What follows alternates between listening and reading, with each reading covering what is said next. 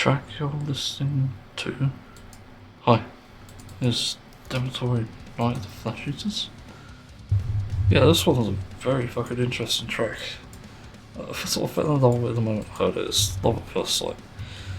And it's one of those, love at first hear. It's one of those tracks, it's like very metal oriented. It's one of the later Demetori tracks, if I'm not mistaken, and it's quite fucking heavy. It's genty, and it just has some really interesting lead arrangements on this too.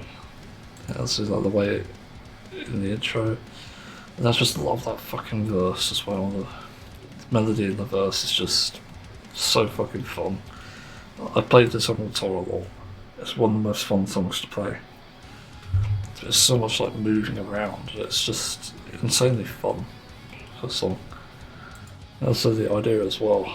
It's great. It just has so many great parts to it. It's like a clean part. And eventually it goes into a solo. I think there's a breakdown if I'm not mistaken. And also a chorus as well, I forgot to mention that. The chorus is pretty damn good. Yeah, I just love this track a lot. It's truly something special, and yeah, just some of the greatness that Mom Demetori can bring out. It's honestly worth commending, and I'd be surprised if people haven't heard this before because it is just that good. I'm really surprised that you get more covers for like, trying to think, like, I'd like to say Periphery, but it's sort of unfair to put them that advantage, but I wish Demetori is more popular so more people can sort of study the style and the composition and probably the mixing as well, because that's the part I'm sort of more interested in. And I want to figure out exactly how Demetori mixes like this well, like how the guitars sound so full and honestly how the rhythms are so fucking heavy. It's just a lot of tricks that I want to know with that. Obviously hard to know. I'm not an expert, but yeah, love this track, so let's move on. You know, the one thing I've never really considered before is why are food products so cheap when it comes to, you know, plants, vegetables and whatever? Because I'm genuinely wondering the reason why it is cheap after seeing a video from Zach Polanski. And enough on the few videos where he's actually gone into a place to not really investigate, but interview someone who's a baker and as it's a local shop that sources local ingredients. But apparently there's like a big price sort of competition with, you know, them and obviously something like a supermarket giant like Tesco or Asda or whatever. And you know, that really demonstrates some of the issues, but it makes me wonder as well, is there much legitimacy to this claim? One of the things I was thinking of is, these products are cheap, yes, but are they always cheap because of exploitation, or is that because of efficiency?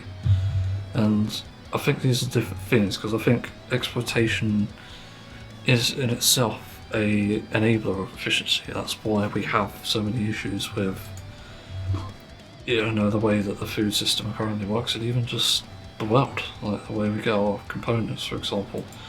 It's definitely not ethical. The problem is we rely on it, so it's not easy to address. And if we were to get ethical products, we would have to pay the price for those products to actually have them work, obviously. But so far there isn't such a company, so it doesn't really work like that, unfortunately. And I think in an ideal world we would have that situation under control. But with specifically the food system, like, is it just severely exploited? You know, look at like Tesco for example, and compare that to Waitrose for example, where, you know, it's on the pricier side, like, let's go there quick. So let's do bananas, because I started having these again recently. They don't taste great, in my opinion. The really ripe ones, or the green ones, or I should say, they're the nicest. in my opinion. But the brown ones are not. They just kind of suck. But let's like compare the price. Like, okay, 6-pack. Let's see, they 6-packs here, 6s. So Tesco small bananas 6-pack is 75p. So all the small bananas here. Single bananas, small Waitrose bananas, £1.25, so 7. So yeah, 80p each versus 12p each. There's a slight price increase for Waitrose, which is interesting. But I don't think this necessarily means that it's like less exploitative. The problem is they're in competition for that reason. And there is also the issue of just how it's gotten. Like, for example, if I look at the product details, like if I do ethical, no claims. Sustainable, nope, no claims. Life forest, nope, nothing. So even all these are environmental factors, yeah, they're just not there. So it is kind of, well, actually it's fair trade, but I don't know how ethical fair trade is, to be honest. But, you know, we need systems in place, obviously better than this, that can legitimately call out where the problems lie. And obviously where the problem lies here is the exploitative food system. And once again, in an ideal world, we wouldn't have it. We would actually have no animal farmers, for example, because of the actual extremely difficult situation that creates for people, as in people develop PTSD and then eventually PITS, and they struggle pretty much their entire life with this issue, and without therapy it gets out of control. In fact, they become a danger to society, I hate to say it. But people with PITS are literally just the same as most fascists out there, with enough. It's sad in a way, because it's not necessarily their fault, it's just the way that their life has been led. It's like living through a literal hell. So addressing these issues are important, and I would want to see a world where we don't have this crap, where we don't have the stupid exploitation stuff that comes out about these things. You know, like, yeah, I can't say cacao trade, fuck's saying, I don't know why I went into radio static there. That'd be funny if I just went into radio static instead of saying that'd be fucking hilarious. I love that. No doubt make people laugh as well. So yeah, damn, like, what do I even say to this? There's just those things we need: proper regulations and ones that are done properly. And there was another thing I wanted to add recently about politics, but I can't remember what it was. But yeah, that was it. It's like the noise pollution, because I was thinking about this with annoying music I'm hearing from a streamer I'm listening to. Not sure if I still have the annoying music, but it sounds like AI, but it's like heavily bass boosted and shit, and it's fucking cringe. Always cringe. And I was thinking how hellish it was being in my first house, where I was struggling with a neighbour who played that type of music, and it travelled through the reasonably quiet walls. It's crazy, actually. They're made of fucking concrete, and it still travelled through.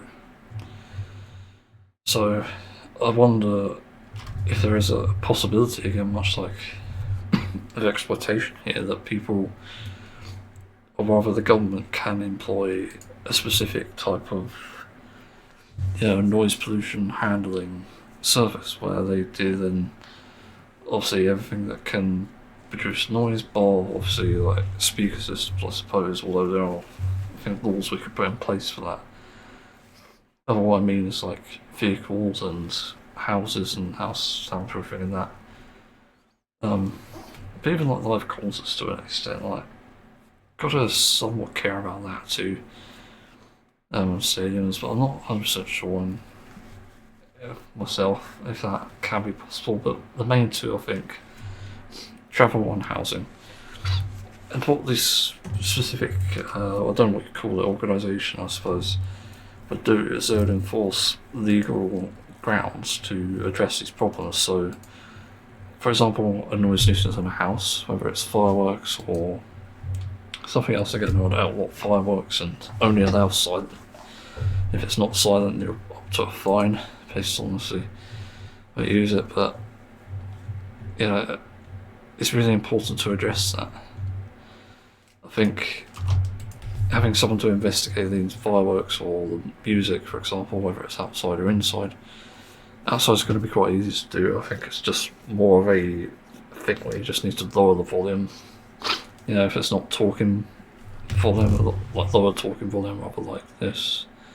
So it's like really quiet, but if you can hear that.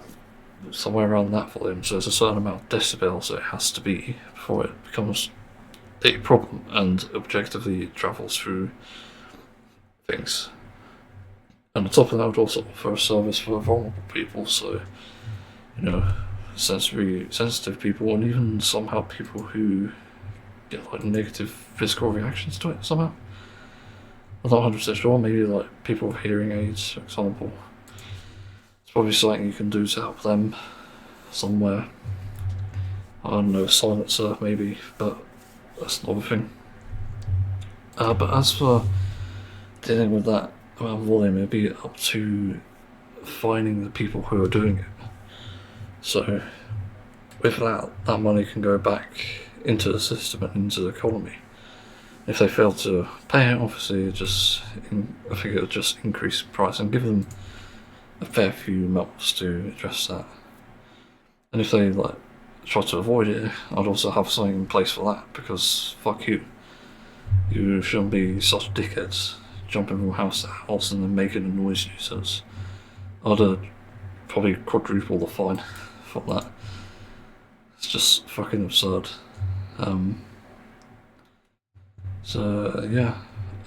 What else? I suppose if we like a domestic situation like a house, also need to talk about the travel, but a house. With houses, I think there needs to be inspections, and this mainly is to do with how noise travels. So, with the consent of obviously two neighbours, just two neighbours, and maybe actually it probably needs to be multiple depending on if it's a flat, because a flat would be different. It needs to be all sides, I think. But if it fails inspections with, the amount of soundproofing in the wall, I think there needs to be something done about that somehow. There's some sort of way to fill up the wall to make it a bit more quieter and dampen the noise. I think that's extremely important. I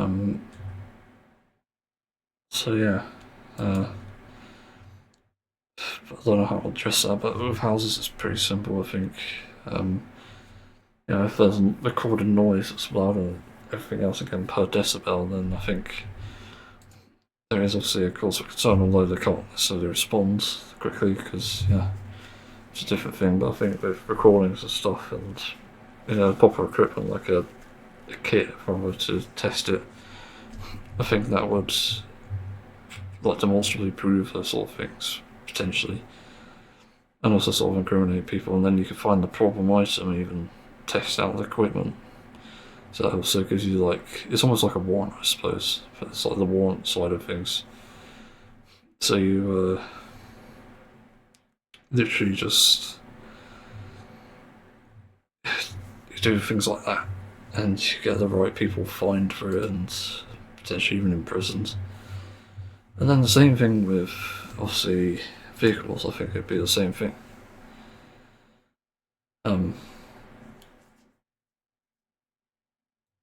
So I think with that it's a bit more difficult, but also still kind of possible, a bit more possible than that one. I think the obvious solution would be if engines are switched out or whatever is causing the noise is caused by a modification by the current owner, then I think that needs to be obviously fined to the current owner. But if it's obviously something from a previous, then I think that there needs to be some sort of funding involved, so it's not your fault, I suppose. Although, this does sort of bring into question what the intent was. So obviously, having those things dealt with and obviously switching out engines or noise or dampening the noise somehow, if that's possible. I think that's important. Again, I'm not a car guy, so I don't know how realistic that is. For bikes though, it's probably the same thing. You know, these engines shouldn't be so fucking loud. I swear every time they go past, it's deafening. I cannot hear myself think when those things are fucking going past. And they're especially bad in very closed-in sort of streets. Like, the sound bounces around so many times, it only amplifies itself. It's just fucking ridiculous. There is a real problem with noise pollution, I swear. And also it just hurts the animals too. So these things have no purpose, and people say, oh, I've got a right to my own vehicle and my own whatever I do to it. You have. But it's only within the realms of how much you disturb everyone else, because that's where it really bothers people. You know, I even see people who aren't necessarily paying attention to that even turn their heads still to the fucking noise. Even like people playing music from their cars, and I have to deal with this a lot living on a main road. So addressing visual noise pollution is extremely important. And it really goes without saying. So yeah, I don't really know what else to add, to be honest. You know, I talked about multiple things there, but I still think these are both pretty important, to be honest. Just hope we can see a potential solution about this.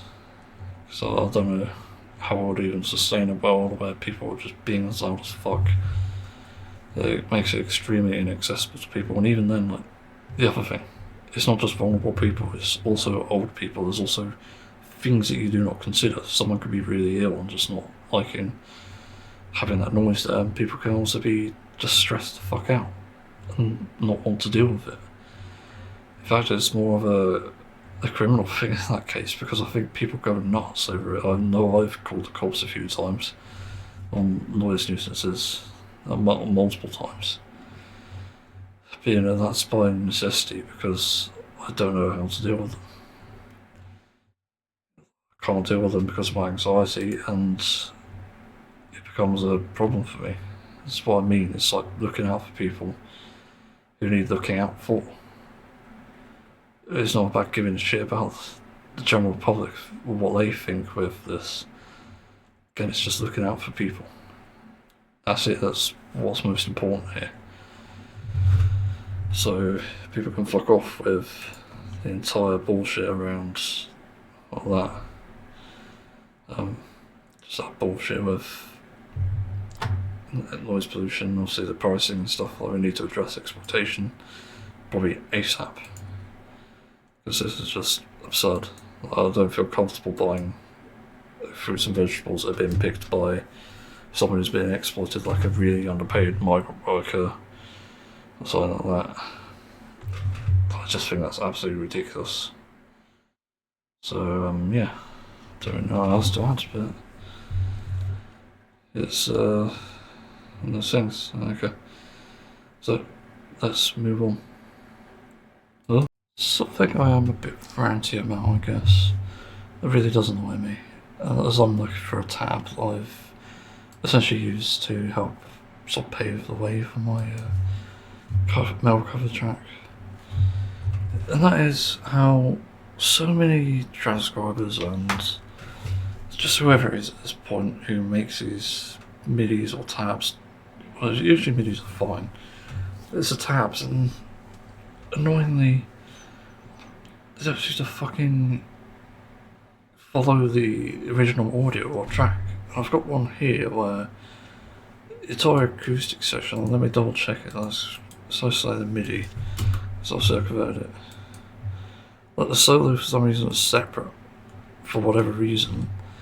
Like, the chorus is repeated in the actual audio, and then it's a solo. But it's like separated, and this is a mistake I never made on my own tracks. When I say my own tracks, I mean tabs.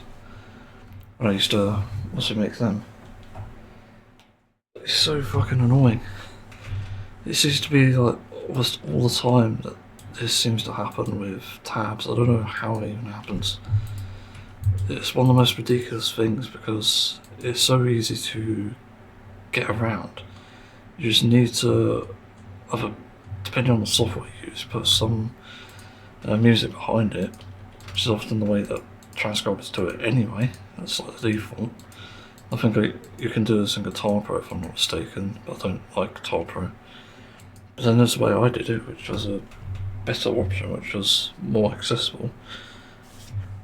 And that was Editor on Fire. Originally using it for Rocksmith, and it worked. Like, really fucking worked. And that's saying a lot, because it was actual shit. But it worked for what it was trying to do. So it's weird, because it actually did things. So it just confuses me when I do see tracks like this where it's not even in sync with the song. I've found this multiple times. I remember with like Periphery Race Car, it seemed like a lot of the things were missing at all the tabs. I'm not sure if it's like an official tab or something, and that would be obviously far different. But my god, it is annoying. Like, what the fuck even gives here? I don't know what people are thinking with this necessarily. So, yeah, like, obviously the biggest thing here, the elephant in the corner there, is probably the fact that these are good tabs, for the most part. There are some mistakes here and there. I've definitely found some in this one. You know, it's generally better when at least they are synced up. It shows a bit more, not necessarily professionalism, I don't really give a shit about that, but it just shows a bit more competence in that sense. So people are actually being able to do it, and obviously if you're a beginner that's fine. I don't know if I even synced up music when I was a beginner. But over time you start to learn about music, and the most important thing is obviously BPM and knowing how to count beats and stuff, as well as the different types of timings. So you've got triplets, what's the other one, the fifths? I can't remember. Fifths? God, that's probably a slur. Don't write that down. Don't take it out of context. There's also like fourths, eighths, sixteenths, 30-seconds, whatever you call it. There's also half and whole notes, but they're absolutely rare. You know, there's ways to get around this and address it. And yeah, it's just one of the little pet peeves of mine when I come across music like this, and given that the tabs have been out for a while, it doesn't always make sense to me, I have to admit. There's a bit of confusion there when it comes to the aspect of what the fuck is going on there.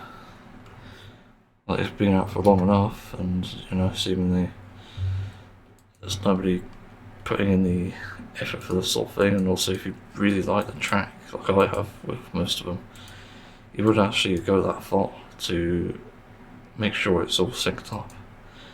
Because you don't want someone playing along to the tab only to find out, oh, this only goes this far and I can't make a cover of it now. So it's fucking ridiculous.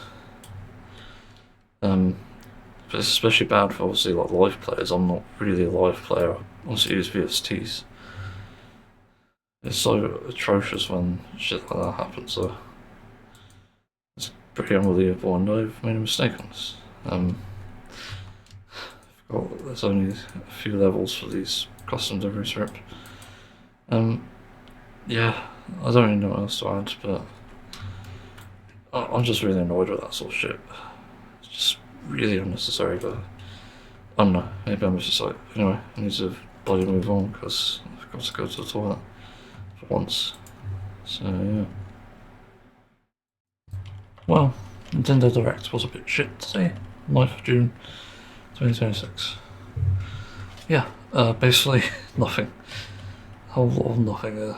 But it's mainly for my like preferences. I think I've only written down what kind of I took issue with and what I liked, and there are a few things that kind of seem good, but otherwise most of it is just garbage, in all honesty. I just don't understand, to be honest, about what to exactly expect here. But I put some notes down. I didn't even know Nintendo Music was a thing, but I don't know why they're making a separate platform. It just seems dumb to me. Unless they're trying to squeeze more money out of people. It seems to be the only thing, and ironically, already got people saying, "Oh, this is great." No, it's fucking not.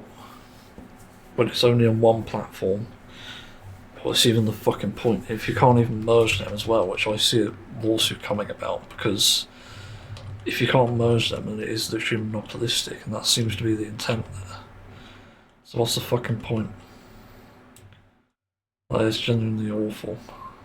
I don't understand how anyone can accept that. So it's a massive cringe, really, in my opinion. Yeah, as far as cringe goes. And yeah, that's one thing. But the first game they announced when the actual live stream came on is a One Piece game. I think it's the first game, maybe it's actually a few down. So I could be wrong there. You know, that was kind of interesting. It was a One Piece game based around Sanji. I wasn't expecting that. There's a cooking game. So that has me curious, but apparently it'll get visited by like 400 plus characters, I believe. Which is insane. I could expect that many, but to actually have that many in there is like kind of crazy. Like, what the hell?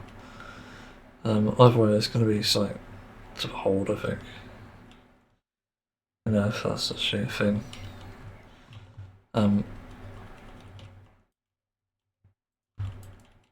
So yeah, that's one of the games. Next one is Xenoblade getting enhancements, which is interesting. Admittedly, I've not played it yet, and I want to.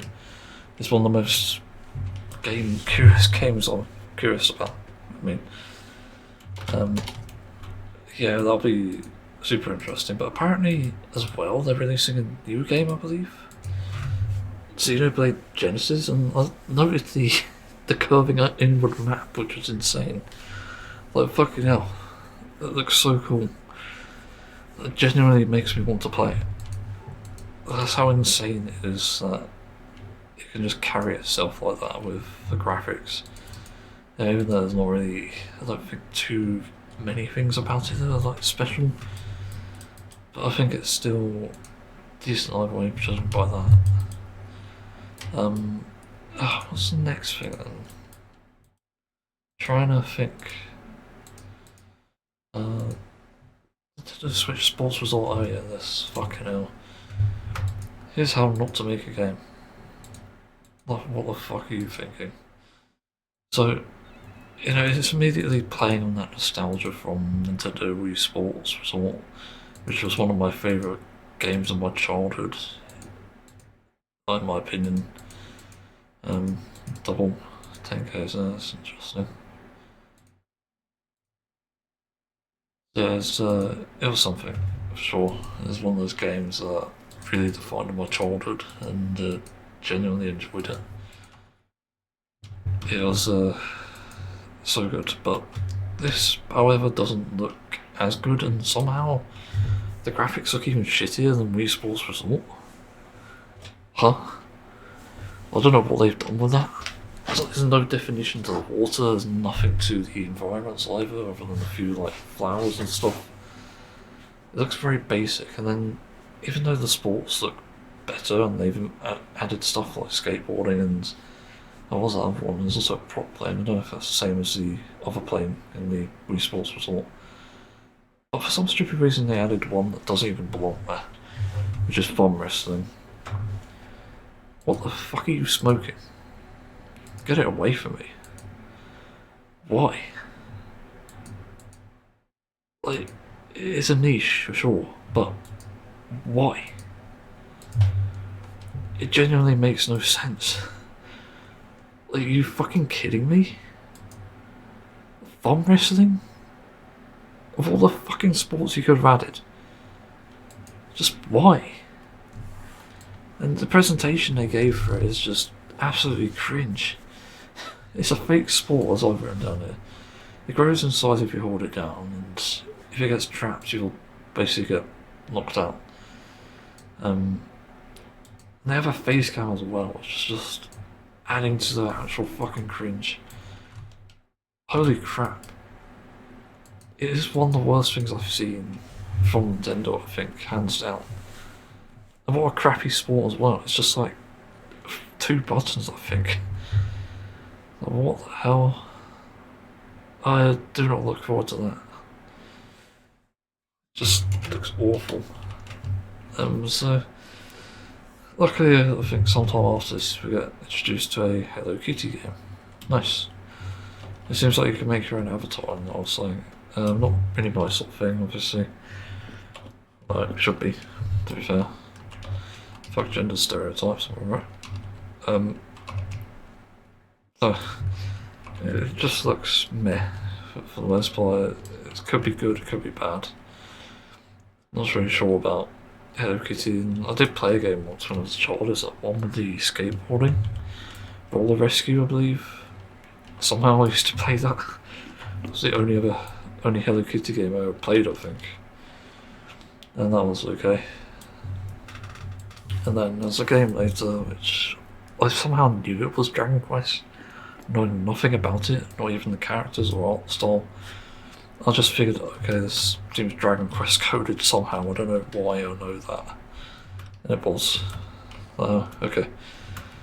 But even though the characters look like Dragon Ball Z characters, I was like, this looks very weird for a Dragon Quest game though, so I also sort of doubted myself. It is pretty nuts. So, trying to think what else there is here. Oh yeah, another good announcement here, luckily, which is Deltarune Chapter 5. Finally.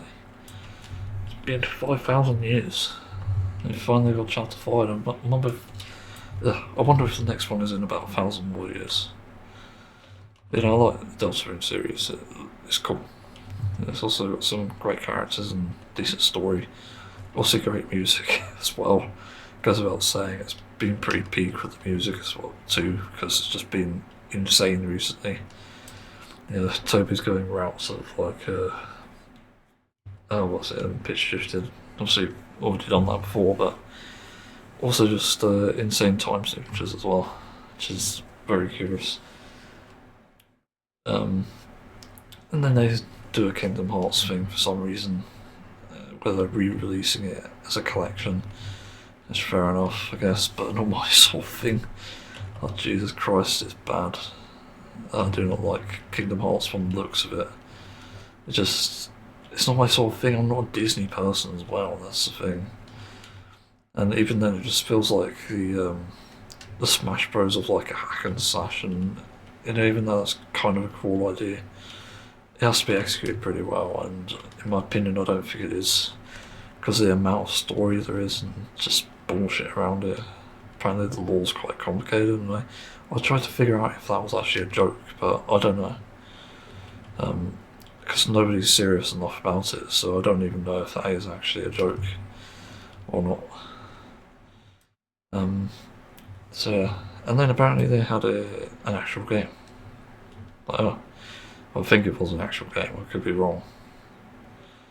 I'm not even 100% sure about it. Then there's the last announcement, and I did see people predict this.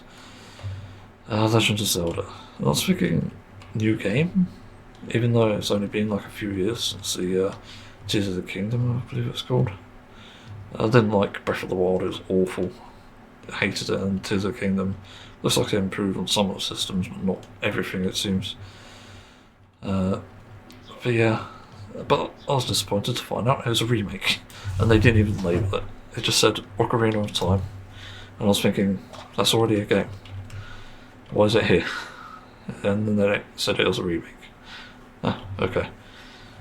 That makes sense. For some reason, my joint is getting itchy. Like bad eczema around this area for some reason. Eczema nuts. Sorry, I had to. And then they say, what was it? Oh, there's someone, yeah, the CEO, for whatever reason, is like here speaking, saying, oh, I'm so excited about new games. You should play our games. Fucking corporate speak garbage. Fuck off, cunt. Go away. I don't like you. You're the fucking asshole who allows for Nintendo to take down channels because they upload the music. Fuck off. There are probably more unsavoury things I'd like to say, but I'd like to leave it at that. So yeah, that's it for Nintendo Direct. It's not really anything special. I had a massive montage for a bunch of different games out there. But overall, it's just a whole lot of nothing. Just really nothing going on here. Nothing to see here, folks. Literally, you're better off just watching the trailers for the games you like. And I was expecting something from Pokemon for some reason, but didn't seem to have anything, it seems. So that's a bit disappointing. I was kind of looking forward to that. Would be great to have more details. Although, don't we have Pokemon Direct? Yeah, I think we do, actually. For some reason.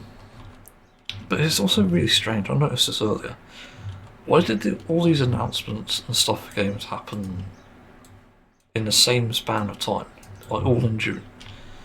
Because we had the PlayStation State of Play, Summer Games Fest, and then the Xbox thing. I forgot what the Xbox one's called actually. And then this. Like, what the fuck is going on? I think maybe it's like a strategy thing because of GTA. That's my best guess. I think people are rumouring that might be it as well. But how strange is it that all of them just suddenly came out now? 4 times. What a coincidence is that? It's just kind of crazy. I'm trying to think, is there anything else to say? I guess games are becoming very uninteresting to me again. Because there are lots that I want to play, and do I have Xenoblade on there? Actually, I might just... Does Xenoblade have voice acting? That's the thing, I don't have time to play games, and it's kind of worth maybe me looking into playing them, like by... Not playing them, I mean watching them via how I've always done it, if YouTube can fix itself. Because YouTube has a problem with checking the timestamps before I watch a playthrough of it. I don't know if there's any voice acting though, that's the problem. Because if there aren't any, even in like Definitive Edition, then I know I'm a bit screwed there. Which isn't good. So I'm not 100% sure exactly. God, there has to be something. It'll be kind of interesting to watch that though. Definitely want to know what the Xenoblade story is all. But no, I want to see the gameplay too. Because I'm not 100% sure what it's about. Same with like East and Trails in the Sky and Stuff Trials, whatever you call it. So many different things I just want to get into and just can't. Just ain't really any time for it. Even then, the sort of games I want to play are probably just indie games. Even then, older games just seem to be superior in different ways. Not all of them though, that's something I've noticed as well. Some haven't aged well and others have. It's really frustrating. So yeah, I don't really know what else to add, so I think I shall actually move on now. So, this is some insane corruption that came out recently. Reckless Ben made another video. This time it wasn't good news at all. It was in fact quite bad news, but also it will probably spark a movement at this point, because what the fuck. This recent video is 40 minutes long, and it goes into saying that he's done episode 3, but he can no longer talk about this topic because he has a legal notice, and I believe there's a, I think is it an injunction? I can't remember the name, but it's basically something against him where he can no longer talk about bricks and minifigs or the situation with this, and it'll mean that all his funds and stuff go to, I think, bricks and minifigs. Which is fucking insane. Like, what the fuck is even the system? Why do we even have police? That's genuinely the thing I'm wondering here, because what is even the fucking point now? Because police just seem to do whatever the like the corporates do, or the billionaires. And it's only ever what they do. It's fucking ridiculous. And it's just insane. I forgot where I was because I had to do something quick, but just why is this even allowed? I do not get it. If you can no longer talk about this very real issue, where he's had his Lego collection stolen by Bricks and Minifigs, not paid for, so he's stolen, and they're doing everything in their power to avoid accountability here, let alone responsibility, so we don't even know where it is. But it's just fucking ridiculous that somehow they can keep getting away with it, whilst Reckless Ben is constantly getting the shit end of the stick here. It genuinely doesn't make any sense, and if these were cops who are actually following the law and actually defending people, why are they going after the people? It makes no sense in this situation. It feels like there's an immunity to corporations who do evil things. And I'd say it's very ironic that, looking back on it, I don't know if this is a good example to bring up, but Epstein, all that raiding, all the evidence levied against him, he's probably one of the only billionaires, I think, in the world, I think it was a billionaire anyway, who's actually been arrested for his crimes and convicted. But obviously that's got suspicious surroundings, obviously, as we know. But it's so ridiculous. Anyway, in the video, Reckless Ben does mention all this, mentions that he can't name the store anymore, and the video basically can't come out. And if he does any of this, then his GoFundMe apparently goes to someone else. So that means he can no longer get a fund to even countersue. Well, really sue, but countersue now. Which is frankly fucking ridiculous. And here is probably an even bigger lawsuit, because now everyone has seen this on the internet. Everyone is fed up of it. And now people are going to take matters into their own hands. So they are 100% going to be more public about this, be more outraged, and absolutely go against Bricks and Minifigs, whatever way possible. But let's say, maybe give it a bit benefit of the doubt, in a way, say that, okay, maybe Reckless Ben has been giving death threats, like, okay. Problem is, that's not even addressing the situation. Reckless Ben is still in the right here, even with how cringe that would be. So it's ridiculous. Which is just absurd. So I'm not really sure what else there is. Like, people are reporting on this now, which is good. Because it didn't feel like anyone was going to. But still, this situation is all kinds of fucked. To make a video, I'll still at the episode 3 of this, and then also post all the relevant footage. And in fact, let me go to the channel. I'm wondering how much of it is still up. Police footage is still up. Response to the police, so everything's still up. Alright, that's good. But it seems like you can't comment on this any further. And I think maybe they're aware that people will back it up. People will show the videos somewhere, upload it elsewhere. And yeah, this is a problem. This encourages vigilantism because of how suspicious the dealings are. And I was going to talk about this a bit as well, about how it can absolutely turn around and go in Bricks and Minifigs' favour. But first we have to get one thing clear. Corruption is not justifiable. It just never is. And if you want to even get a public image again, you have to do something pretty damn groundbreaking. As in, you have to prove you're not corrupt, first of all, and then you have to prove that there are obviously parties who are guilty here, which would happen to be, if true, Reckless Ben, his friends, and obviously people who've probably promoted his stuff. That was critical in a way. But that has to be proven.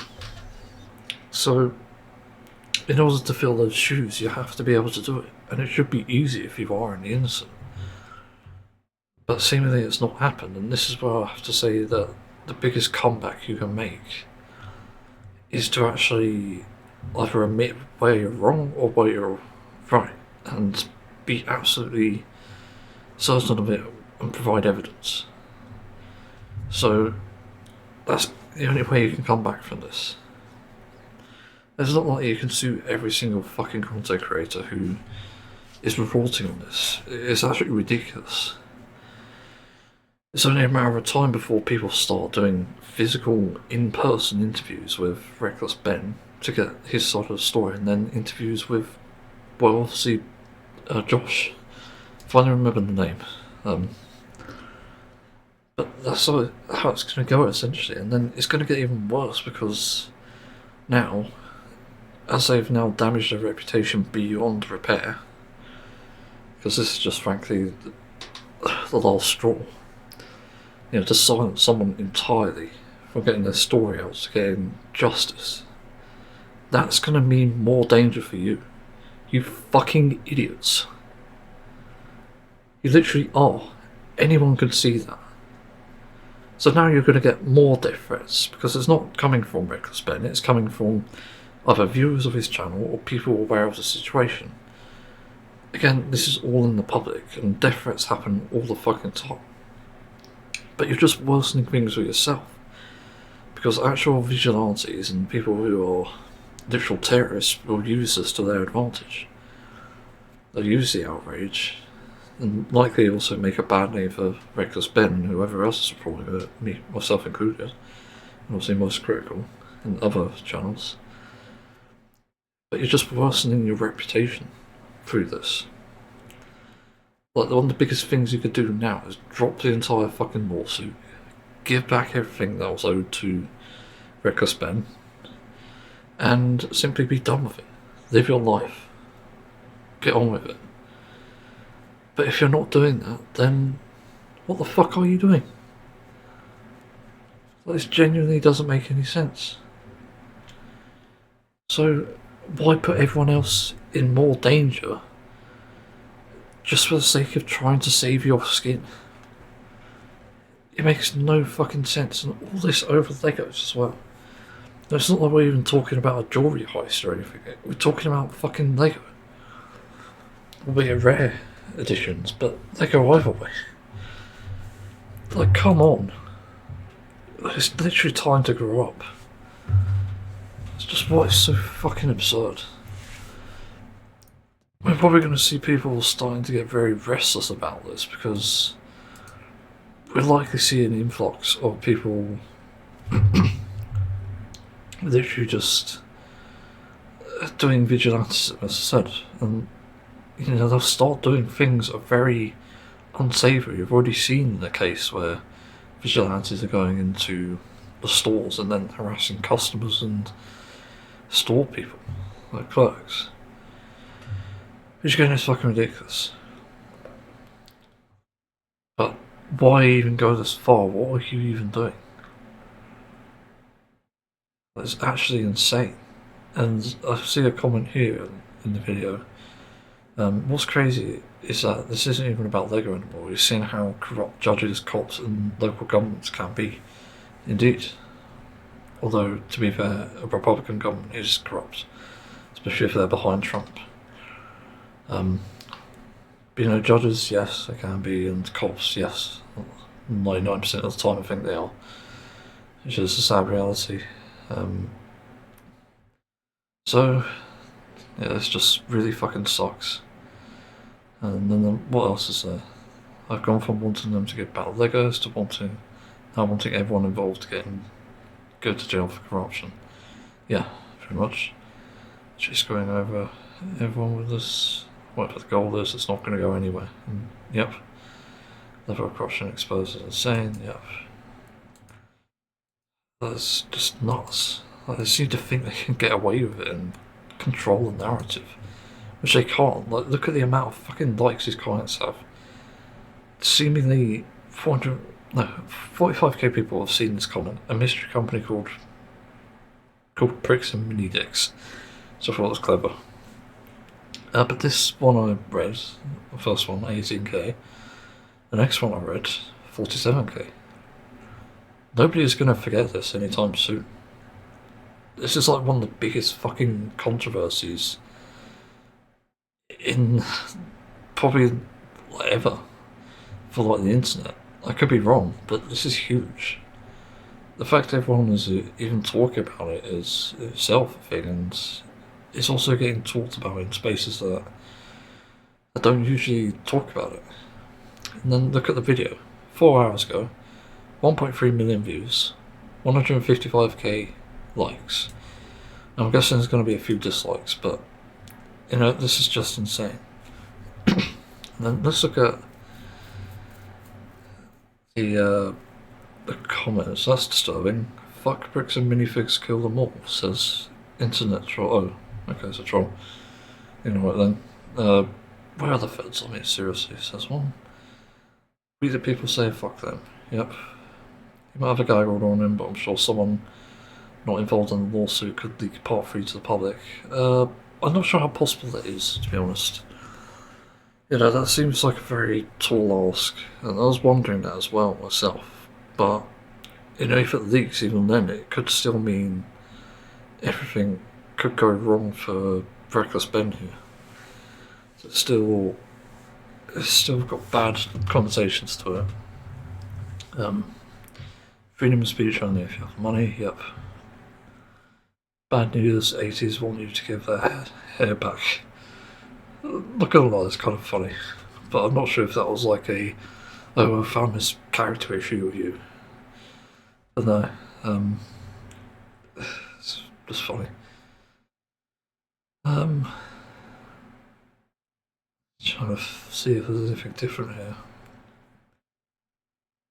Damn, imagine if someone mysteriously hacked Ben's YouTube channel account and deleted his videos. What the fuck are you even on about? You do realise how videos go out there, right? Fuck. Like, people don't store their edited videos on YouTube, as far as I know. It's literally on their laptops. They're fucking dumb.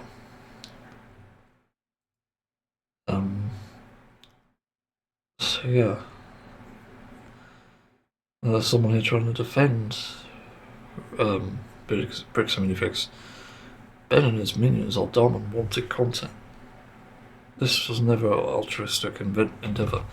It was just an opportunity. Ben is no journalist trying to expose bad or illegal behaviour. He's just a YouTuber looking for views. The fake lottery and UPS delivery are what attract 12-year-olds' eyeballs. They got lucky and their prey ended up being shady, lying cultists and the cops being corrupt and so eager to please the cult likely that cost themselves jobs and seats. $1,000. What the fuck is this even going into? Saying that the minions, whatever these imaginary minions are just looking for content.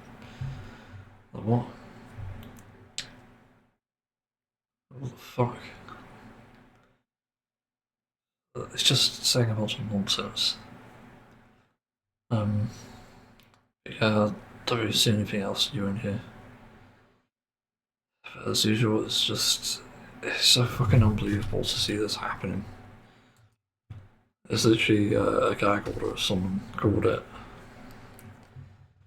But literally everyone else is like defending Reckless Ben.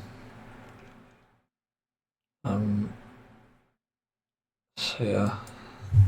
Well, I don't know what the solution is here really. It just seems very dodgy, and again, a lot of people are reporting on this, so it's not going anywhere. And obviously props to people who do report on it, because I think the bigger the audience, the better.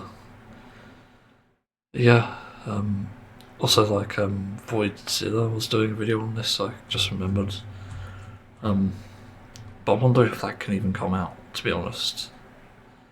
I'm wondering if one of the friends that Reckless Ben mentioned is Voidzilla or Coffeezilla, whatever the channel's it's called 2 for some reason. But yeah, I don't really know what else to add, but I just find this really pathetic. Bricks and Minifigs guilty at the moment.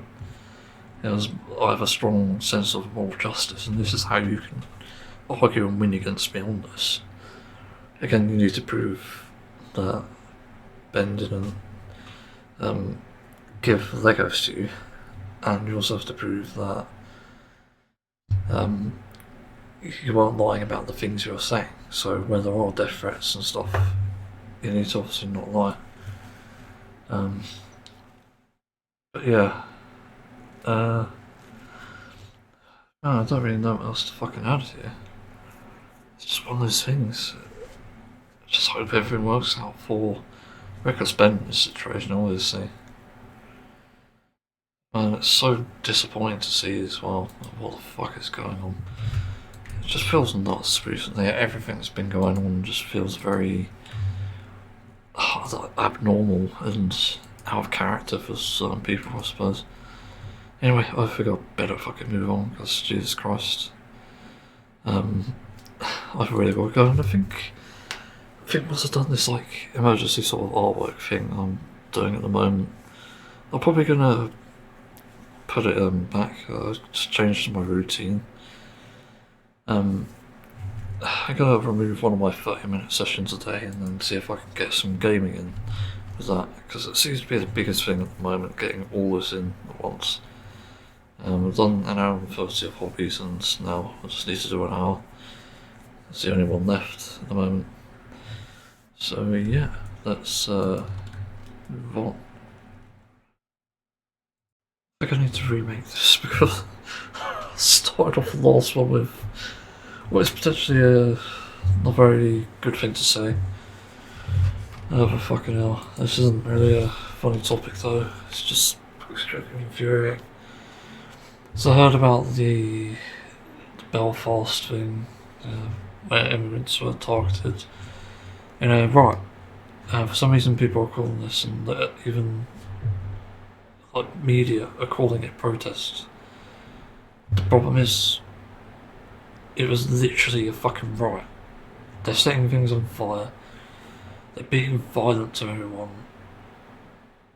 It's just incredibly fucking bad. It's horrific. It just doesn't make sense. So yeah, I don't really know what's happening anymore.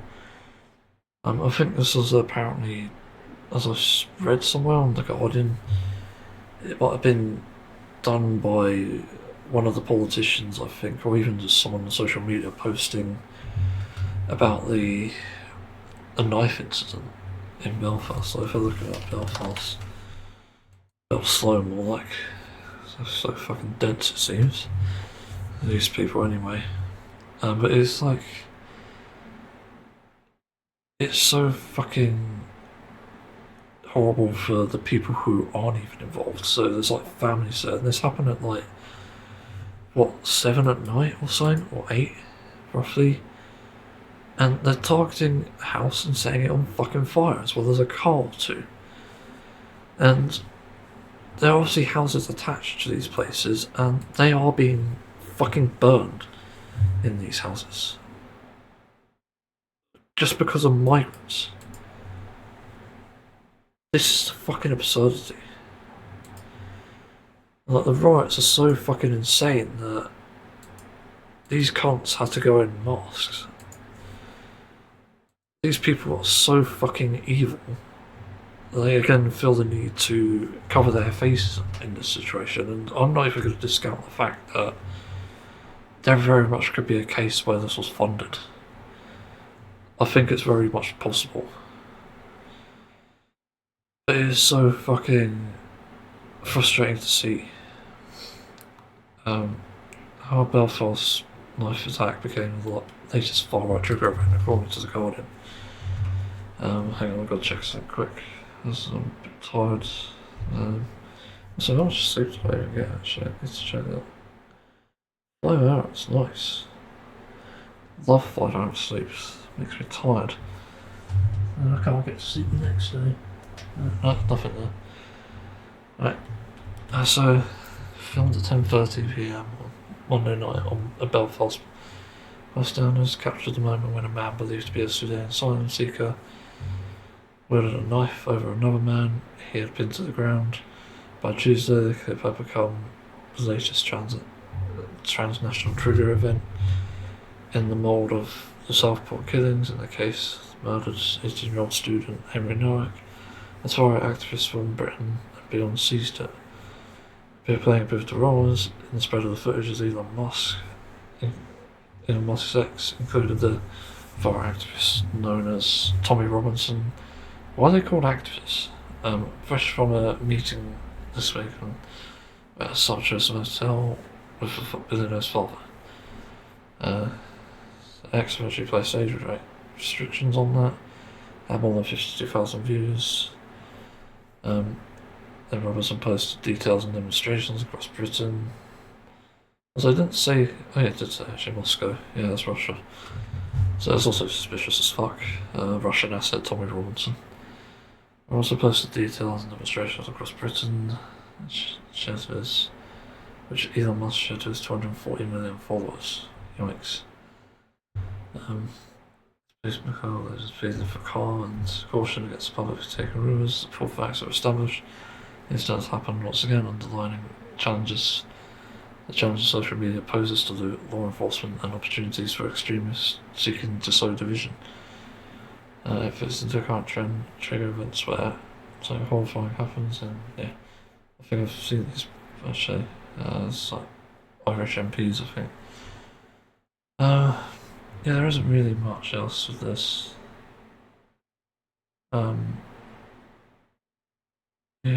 Generating images of the protest. Again, there isn't really much else here that we're not aware of. It's just same fucking shit as always. But it's like a riot that literally intended to harm people.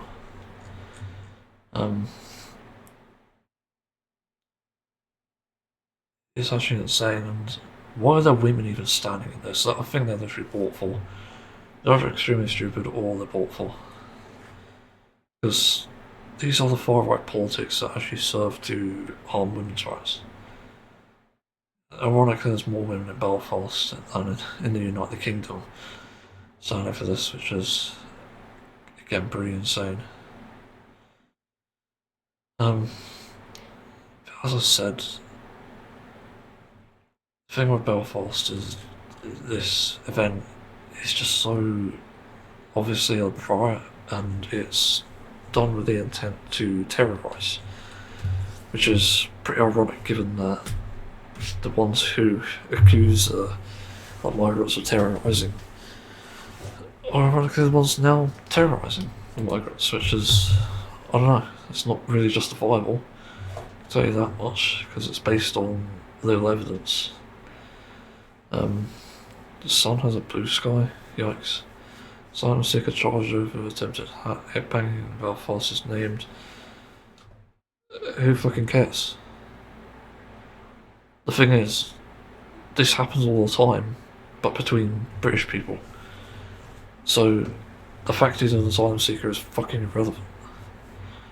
Unless you can somehow link it to a way of life, objectively so, then there's no fucking point here. It's just absolute nonsense. And apparently the families in these houses or something said that, because I think BBC took it out of context here, but they said you're not welcome here. Apparently the families affected by this fire. I'm not sure if that was in response to the migrants or if it's in response to the racist, the fascists. Again, this is all just so fucking pathetic.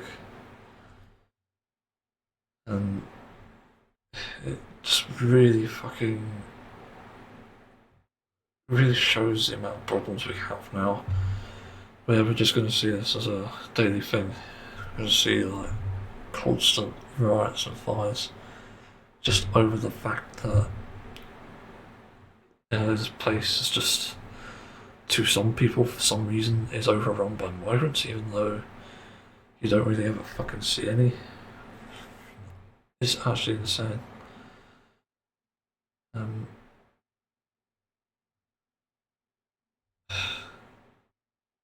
and yeah, there's also that scam over it from a while ago. For some reason, someone revived it with that quote, "You either fight back or you die," in response to anti-fascists who don't even advocate for killing. So what the fuck even goes on here? If anything, and let's get the benefit of the doubt, the worst thing you can actually see from an anti-fascist is killing fascists. And at this point, it becomes a reality because you perpetuate that narrative. You then rise the tensions, and then you cause it to fucking happen. This is just what's going to happen. So it will be a war of fascist versus anti-fascist, and I can't think of a worse thing, especially at a time like this, when like a war hero like Alan Turing pretty much turned the tide of war, a gay British man. You know, was spitting in his grave and everyone else's, for that matter. When shit like this happens, when fascists are rising up again and literally are trying to incite violence and to destroy entire communities because they are migrants. It's becoming ridiculous at this point, and safety is definitely on the downpour. So even then, you say, or Nigel says, and even Rupert Lowe, I think, are saying no knife crimes, no knives in your pocket anymore. This isn't going to stop people from carrying knives, you fucking nonsense. It's so fucking backwards. They literally do not understand a single thing about public safety. And this is coming from two people rather, who don't go in public. Whereas, us average people have to go in public. And then there's a Keir Starmer tweet, so let's see. Scenes in Belfast last night were shocking and completely unacceptable. There's no justification for the violence and slaughter we saw threatening our communities, nor those who encouraged it online or elsewhere. It's clear that the people were targeted last night because of their backgrounds, and I will not tolerate it. Those responsible will feel the full force of the law. I've spoken to the Chief Constable of the Police Service of Northern Ireland to convey thanks to them and the frontline emergency services for their bravery in keeping people safe. I've spoken to the First Minister and Deputy First Minister to discuss the ongoing situation. Appealing for calm must be the priority, and that is what I urge now. We must let the police get on with their work. Yeah, good luck with that. Because I think, again, the only way we're going to see any change is if we properly deal with these people. If they're masked, they're terrorists. That's simple as that. So people who cover their faces, obviously, yeah, as we've seen, and they're doing riots. They should be labelled as terrorists and should be treated as such. Because they literally are doing that. We've seen it now. And they shouldn't be treated with respect or calm. There's no way in hell.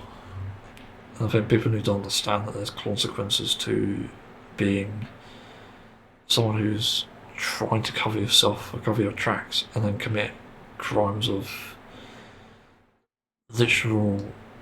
I don't know what to call it actually. I forgot the word, there's probably a word for it. Crimes against humanity, it's probably it. It's fucking weird. So I just don't get it anymore. It's just fucking ridiculous. Something that needs to change here, obviously, in both politics and just the things we're seeing here, the state of the world, is just absurd. And I guess it was kind of naive of me back in 2018 probably. That's when I had a big realization. But I used to think it's not possible for war to happen to a fascist.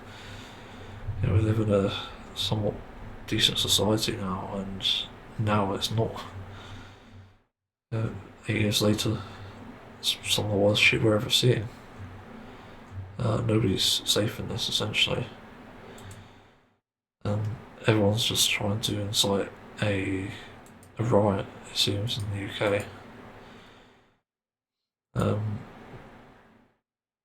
It's absolutely fucking absurd.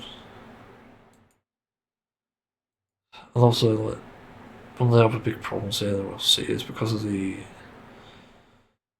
fact that the migrant is also a black person, that's also going to be bad for black people. I just have to say it right off the bat. Because even black British people are at risk here. Because nobody can tell who's who with race, and yeah, it's just fucking absurd. I think what else there is. What the hell? It's a weird mock trying to feed. Uh, yeah, I just don't really know what else is going on at the moment in terms of how to actually address this and deal with this. Other than, I guess, full force of the law, that I think Keir Starmer's right in that. But again, you have to show the full force of the law. As in, you have to show the full fucking brunt of it. Not just a slap on the wrist, but literally enforce it, because the problem is the thing that entirely started this, I reckon, from what I remember, and I could be wrong about this, is the fact it was a migrant man who supposedly raped and murdered a 12-year-old girl. And, assuming he was not punished, assuming that was what caused it, because I can't remember now, then something needs to be done. And that person should be in jail, obviously shouldn't be treated with respect. But this is the thing, when police are also on the side of corruption and fascism, there isn't really much hope. So you have to do something about the fact that there is a lot of corruption in the police as it currently stands when it comes to obviously race, and when it comes to even money for that matter, because it seems like they follow the money in that sense. Like, take note of the raid on the guy who had a Sega developer consoles by accident. It wasn't something that was known, because a third party tried to scrap them and essentially didn't do a good job. So this guy got his hands on the consoles, which supposedly had source code as well, and just got raided because he had them. What the fuck? This is why we have so much distrust with not just the police but the communities. Because it's literally, it's billionaires tearing us apart once again. Social media, obviously tweets, TikToks, and obviously media and how it reports on things. There's so many ways it just goes wrong, and it just feels fucking horrible. I just can't believe the state of this planet sometimes. And again, with me back in 2018 thinking, well, the worst of the wars are over now, so hopefully we can just stop, but I'll see that changed at some point. And I think along with fascism we could also see many consequences, and the only thing I look forward to in this is seeing fascists get punished by their own rules. It's just going to be quite hilarious to see, because you see it in America at the moment. Man, it's so fucking depressing to see just what the world has come to now. And even in the US, they're dealing with that sort of crisis at the moment with ICE. If the UK goes the route of ICE, then, well, Trump rather, not just ICE, it's Trump, we're in trouble. I want to say we're in the worst trouble, but we're in trouble either way. And you know what's better than trouble? Not being in trouble. It's a fucking no-brainer. I just can't understand how people look at pages like the Green Party and Lib Dems, even if they are targeted anyway, and think, oh, you're a joke party. You're not going to fucking change anything. Wealth taxes, you're going to make them leave. You're not going to do anything. It's just a bunch of grifters. Like, they literally say all these things without evidence and don't even offer an alternative. That tells you everything. It's when the narrative is character attacks instead of helping one another. Which, yeah, as cheesy and corny as it sounds, helping one another is probably the best way to fix things and even stop migrants. Not many people know that. It's even the best way to get money and to get more jobs. And so, nothing changes. I don't really know what else to add, but hopefully the full force of the law involves perhaps some barbaric techniques, but I can only dream. So fuck fascists, and let's move on. Are we potentially seeing one of the biggest riots and civil wars in our time, probably? Assuming there's a civil war. I don't even know what you call it at this point. Yeah. Basically everything happening around politics and even just random comments on YouTube channels just saying the same thing. Revolt, riot, just so many things going on at the moment. It's actually pretty insane. We're already seeing in another country, I think it's Albania. For some reason there's a country I've not heard the name of in a fucking long time. The Albanian government apparently is extremely corrupt, which is concerning. But why should I care? You're also saying your country, so go fuck yourself, Albanian government. So yeah, but I'm just so fed up with this shit. Really, it's happening too often. Too much corruption, too much billionaire class. The fact that a ton of money can mean that people get away with anything. It's just such an injustice. It's an absurd injustice to have happening in the modern day. Again, I think back to how I naively used to think there can't really be anything that went wrong with how the world is today. It never really crossed my mind. I don't really think, today's just going to be fine. I thought this a few years ago, that there's never going to be wars, nothing. And what ended up happening is instead we got wars and we started to get just a whole load of bullshit in politics and economy, going to even more absurd places. It's ironically as billionaires rose and their income became obviously a bit higher. I'll say a bit higher, it's probably been higher all this time. But the moment that happened is when everything started to go wrong, in my opinion. And it's all the billionaires' faults. This is kind of why political violence is becoming a morally justifiable thing. Of at least I think, anyway. It's because these cunts are not only normalising it, but if nobody acts, then the most likely candidates, the most likely targets in that sense, I mean, are probably going to be Democrats. They're probably going to be the people who would serve to find them and tax them.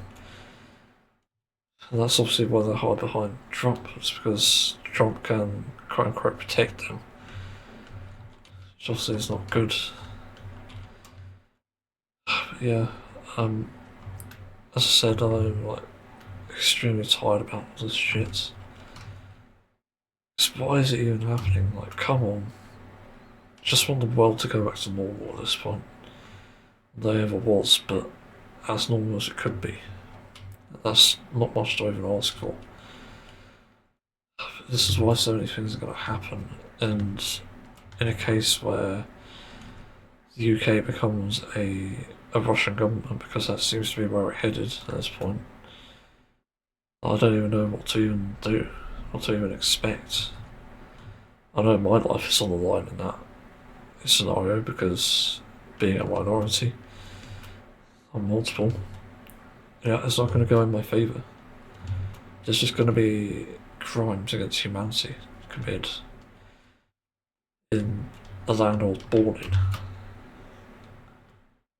Just think about how insane that is. To spill the blood of people who are born here, and for some reason have a right to exist, but obviously not to these people. Not to a Russian government at all.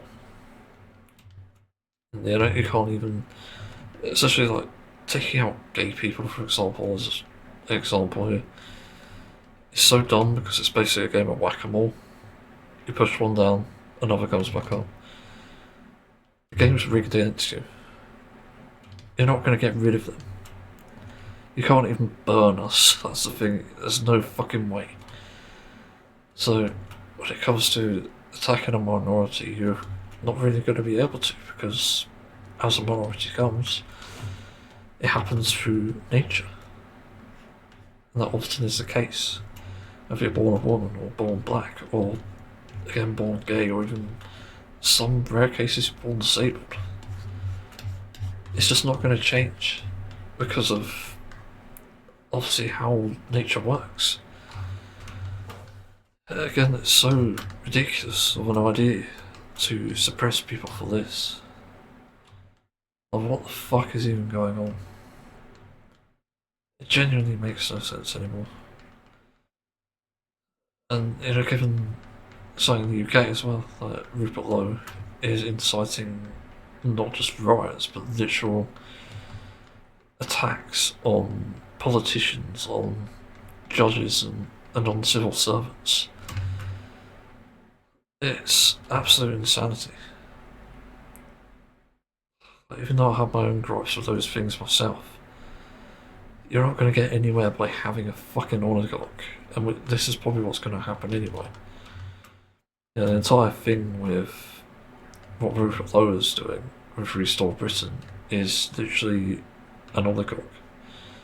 That's what he's asking for. And before anyone says a buzzword, like it's fucking I don't know what you call it actually. People popularise a word. I don't know, they like the word buzzword, I know that. You know, oligarch is going to be the new buzzword because that's literally what's happening. Yeah, both Reform and Restore are bought for by billionaires and Russian assets. You know, there's also this flame war about Reform, I noticed from Rupert Lowe as well. A flame war over the way that they allowed supposedly an immigrant into Ireland and then brought him back into the riots in Belfast today. But that Rupert Lowe is for some reason blaming Reform for that, even though the blame is entirely on immigration. Basically, the system who deals with it, not the one who enforces it. But even then, can you even fucking correlate whether someone's migrant status is linked to more crime or less? Because that's the question we have to be asking. Something I thought about earlier, which may or may not be stupid, is what is my actual political position at this point? Given everything we've seen and everything I stand for. As in, I'm not corrupt, I follow the evidence, and I try to be as truthful as I can in things that are honest. And I think my position is what I would call like an outer wing. And that means it's outside of the box of a political compass. Instead, it just takes the form of using not the commonly held politics of each side, but rather the actual evidence. So it's not like even a middle, it's actually following the proper evidence. In my opinion, this is like the least radical position you can have. But it can also be the most game-changing one as well. It sort of works like that simultaneously because it actually keeps peace and order. It keeps order because you're following the facts, and yes, it keeps the peace because, well, it serves to minimise every possible scenario of harm of anything really. Even discourse. So of course it has an impact. That's why that fucking matters here. Just trying to think what else there is. It's kind of hard to say. Again, there's so much bullshit in the world right now. It's also just hard to stay calm with everything going on. There's already Starmer saying, "Oh, you need to keep calm." Fuck no. Are you kidding me? You're standing by and letting these idiots do things unjustifiably and it's very like, immoral, obviously. And you're not batting an eye to the wrongdoings. Like, come on. Just do something already. Put these people in prison for life. Or fucking ready, because this is getting ridiculous. And then people are just going to start fearing for their safety because of all this crap. Again, what a fucking joke. It's not just what this country has become, it's what the leaders have become as well. Whether it's an MP or whether it's obviously Keir Starmer, the Prime Minister, whoever it is at this point. It's become an absolute joke. It's like, how do I even take these seriously now?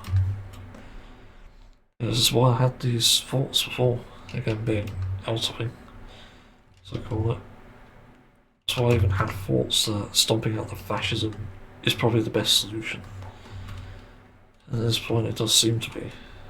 Because we can't fucking tolerate this, we can't handle another world war, let alone a pandemic or even an epidemic. Let's not forget the prevalence of epidemics these days. We definitely can't handle anymore, and it's just going to go completely out of hand, out of whack,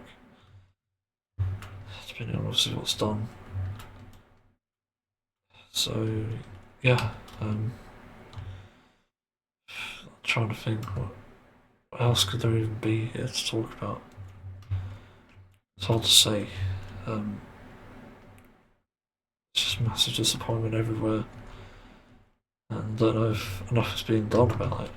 To be honest, like Keir Starmer is just enabling this. If he's not a Russian asset already, or even a Trump asset at this point, what the fuck is he even doing? Resign. Get the fuck out. Yeah, I don't really know what else to add. As I said, panic is like, I forgot to do a ton of fucking artwork, right? Yeah, panic is like literally setting in and causing major disruption, no doubt. As I go about my day and stuff, I just feel like things are just going to get far worse from here. We're going to start to see more groups, and even though they're trying to double down on social media supposedly because of this shit, which I doubt it is, because even with that in mind, social media algorithms are to blame, and you should be fining these platforms for both not complying with law and also for doing things that are very unsavoury. But you shouldn't be punishing other people for that. Just should be punishing the platforms who also allow these things, who break the law, who incite riots. Then you just need to target the people who are doing it as well. Why hasn't Tommy Robinson been arrested yet? Why hasn't Nigel Farage been arrested yet? Why hasn't Rupert Lowe been arrested yet? Why hasn't any one of these policies been arrested, or even Elon Musk? Like, come on. It's actual just fucking absurdity. It's not even hard to figure this out.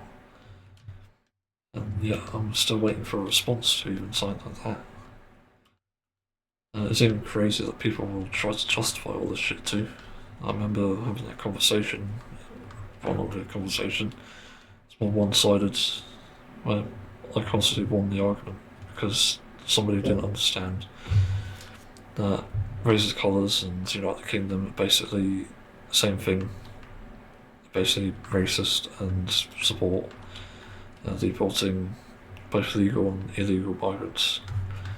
And even then, there's racist connotations to it, so you don't even want to be part of that group if you truly believe in what you're saying, which is deporting illegal immigrants, which I myself can still technically get on board with. Then why are you advocating for that? Just absolute fucking dumbasses. Can't believe the state of this world sometimes. And I just finished watching some thing by TV News which showed pretty much, I'm not sure if it's record breaker, it's probably wrong to say that as well. It's like a 139-mile-per-hour car crash with two British people in it. But guess what they were named? Hussein and Mohammed. Like, what the fuck? And they'll use this as the excuse for citing riots because people are named, non-English names, even though this has always existed. The dumbass who knows no lows. Yeah, it seems. Just reaches new lows. Constantly. I mean, even then, I think if you put a ban on the fucking names, because I see that coming under Rupert's Sharia law, because that's actually what it is, by the way, if you don't know. He wants a Christian law, and that's basically Sharia law, but for Christianity. It tells you everything you need to know. But even under that, it's still not optimal, because guess what? It's not going to change anything. If you're going to ban non-English names, it's not going to do anything, because guess what? A lot of names are not English. I'm trying to think of a name. I can't think of any British names I'm used to. For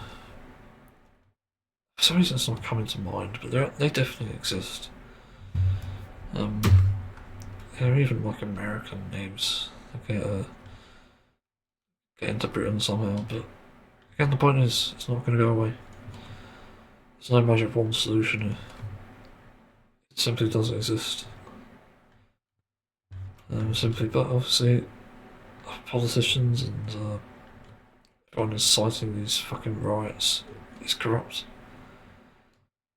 Just so sick and tired of this. The country just go back to normal. I want a stable economy, a stable home, and in a rare scenario, I want a fucking stable job. I literally love to earn more money than I do to get my own house, or maybe even land, to just buy a fucking house, or even just like a mini home or something. But I'm so fucking sick and tired of shit at the moment. And all I ask for is a simple life. And I don't even get the courtesy of doing that, because people send it back, like these fucking fascists. Which I'd argue is far more anti-Britain than the left-leaning position. Seriously, think about it. Of what's deporting migrants going to do that the left isn't already doing. Come the fuck on. And yet, so even with that discussion, remember, just doesn't seem to be any mention about giving a shit about British people. It's a complete fucking scapegoat. There is no putting Britain first in fascist politics.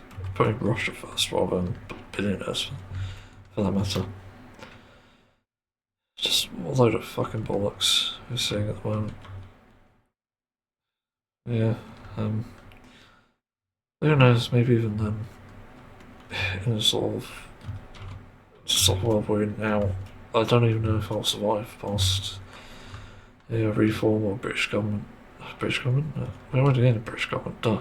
What the fuck am I saying? I won't survive reform or restore. Labour, it's more possible, but not great. Yeah, everything's just going to shit. That's just what it is, simply put. So I don't really know what else to add, but that's about it. All just going to shit. Basically prepare yourselves, and in my opinion I think some of the things we need to explore are to do with protecting the people who need to be protected, so migrants, women, disabled people, LGBT+. I know for sure I'm going to start to train on self-defense techniques, because I think that's absolutely necessary at this point. Because if someone's going to fucking start a riot in your town, which is very likely as well, although for some reason we have a pride flag in mind, I don't know what the fuck's happened there. But you know, if there's going to be a fucking riot, then yeah, make sure that things are good. But what the fuck is my housemate doing?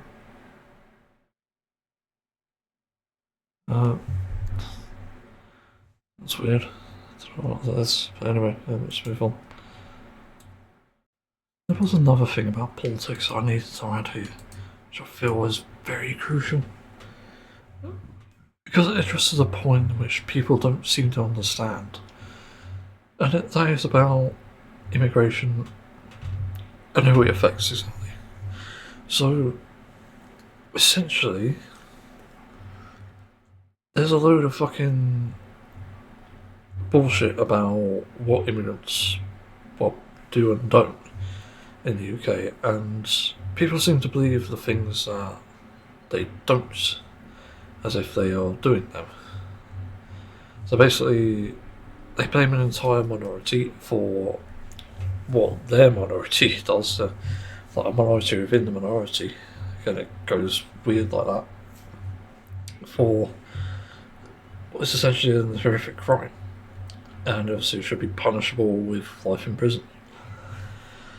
But the problem is, when you really look at this, the types of people it affects in terms of immigration aren't the people you are probably thinking of. Because what you're actually seeing with migration is that it affects people who are obviously on the side of, I don't know what to call it, like, basically they're the victims of racism, more often than not. So we're talking people from mostly Islamic countries and even people from those where there are black people. And these are specifically the minorities where these reform voters, restore voters, United Kingdom, whatever it is at this point, are all basically rooted for. They're all trying to condemn these migrants specifically, and that's what they think it's doing. But the reality is far different, because by virtue of being a migrant, that means any migrant is going to essentially be targeted. And that includes Indians, that includes Italians, and even in the rare case Mexicans. It includes every single fucking possible migrant that we've had. And that's gonna fucking backfire. Just gonna say it now. It's gonna backfire so fucking hard, and people will stop to wish that they had migrants again. And that's why it's such a huge mistake. It's just absolutely fucking insane. I don't understand why people believe that addressing illegal migration is the way forward, when the reality is we need better rules for it. That can be agreed upon, but there are more things. So what we need to see actually is better legal things for obviously British citizens, and better economy for them as well. So, different things, but not migrants. Migrants aren't even the issue in this narrative, and as I said on Outer Win, that can even be considered a term. And I don't really believe in any side specifically. I just follow the evidence, and the evidence has led to, well, that. It made me realise that the correct side are those with the facts, and the facts happen to be migrants are not the problem. They never were. So this narrative of it coming out that it's obviously the migrants' fault is actually just completely false. And you think about this so-called invasion that Restore and Reform seem to think that is the actual problem here. But the invasion doesn't exist in reality. And what's actually happening isn't the invasion of migrants, but rather the invasion of billionaires and the rich, the ultra wealthy. This is our problem. If you'll notice the trend in the last few years, it's always about the rich getting richer. All these layoffs, all these targeted attacks from billionaires, all comes down to who they target and how they get their profit. It's all its fault. Why else do you think they're rich? And then the other issue that comes with this, and this is a big fucking warning, and I'm gonna add this too, is they can buy people.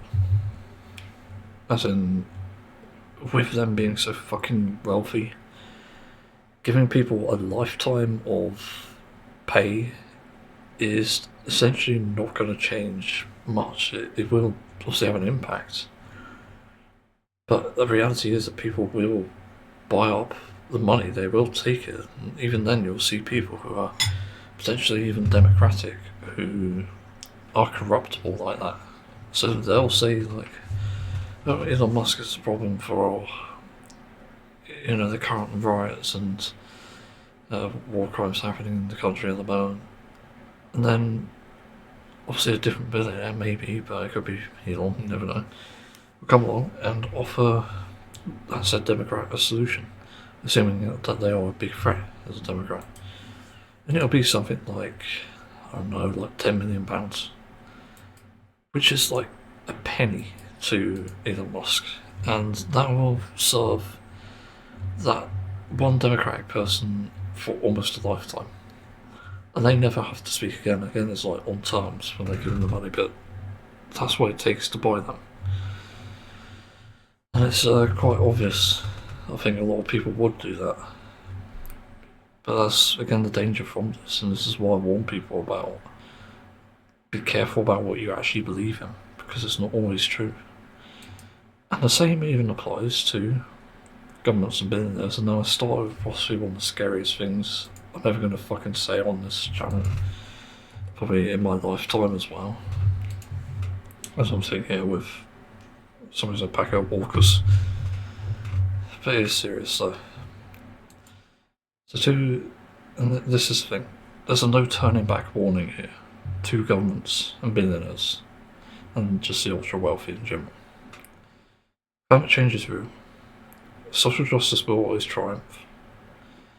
And no amount of money can turn people in your favour.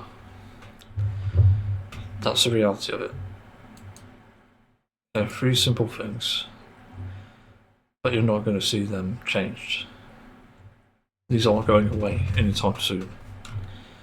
Climate change is very real. It's causing problems for us, societally, mentally and physically eventually. And that's going to have so many problems. We cannot ignore this.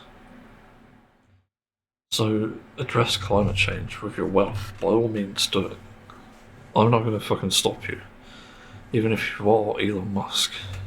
If you do something to favour climate change, I am with you on that.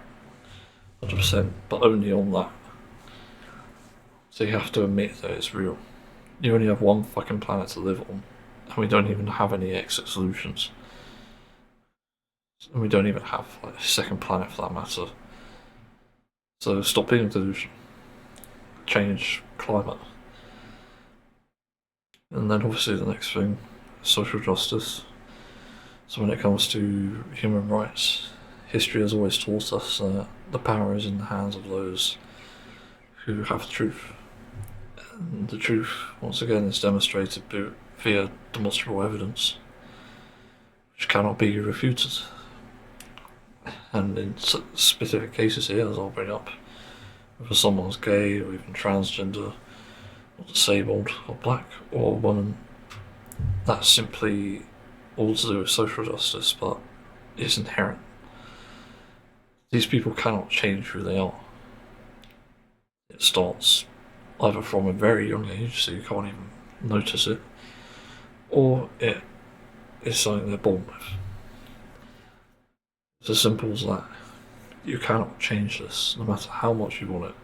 If you want a cisgender straight society, or whatever you may call it, it's very much unobtainable. It doesn't exist. So that's again one of the no going back warnings of this. And then the other thing, the final thing here, is that you can't use money to turn people in your favour. If this were true, then Trump would have been favourable. He's like the best example of this for the moment. And it's very much demonstrated in the fact that he funds ICE, and ICE is currently viewed as a terrorist organisation. So far it's been proven to be the case. And even despite the amounts of money that people make in that, it's often not worth it. So it shows you that you cannot buy people's love or likeness, especially if you take into account the two former points. And that's obviously where things go wrong as well.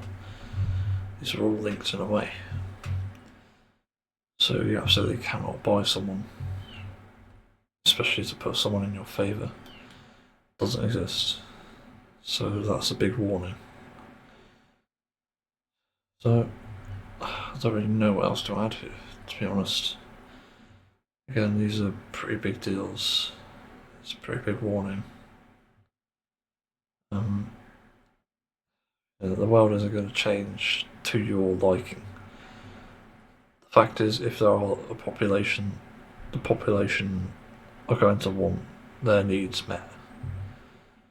So you literally cannot have a world where you're just walking all over people and thinking you could do whatever you want, thinking you can restore the hierarchy, whether it is the king or just having the most money in the world to show off. There's another thing. That's not really something that's relevant, but it does matter.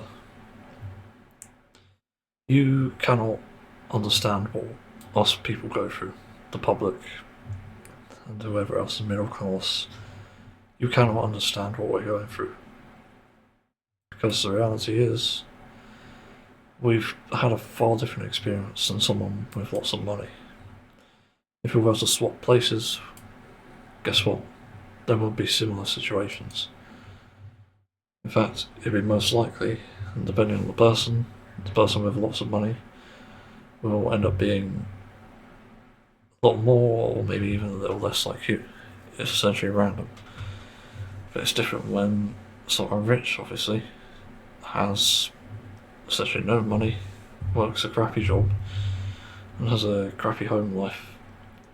And you start to learn why it is that you wouldn't want to be in that situation. There's learning experiences out there. If all you're doing with your life is just counting the numbers, seeing it go up, you need to find a fucking new job, and a new hobby for that matter. Because this is fucking ridiculous. I can't imagine how childish you have to be to play king, to play this fucking impossible hierarchy for all this time, and seemingly for the future onwards. So you're just not going to succeed at all. You won't succeed in anything. And again, in the face of history, which will be preserved, by the way, never underestimate people, you're going to be viewed as a tyrant.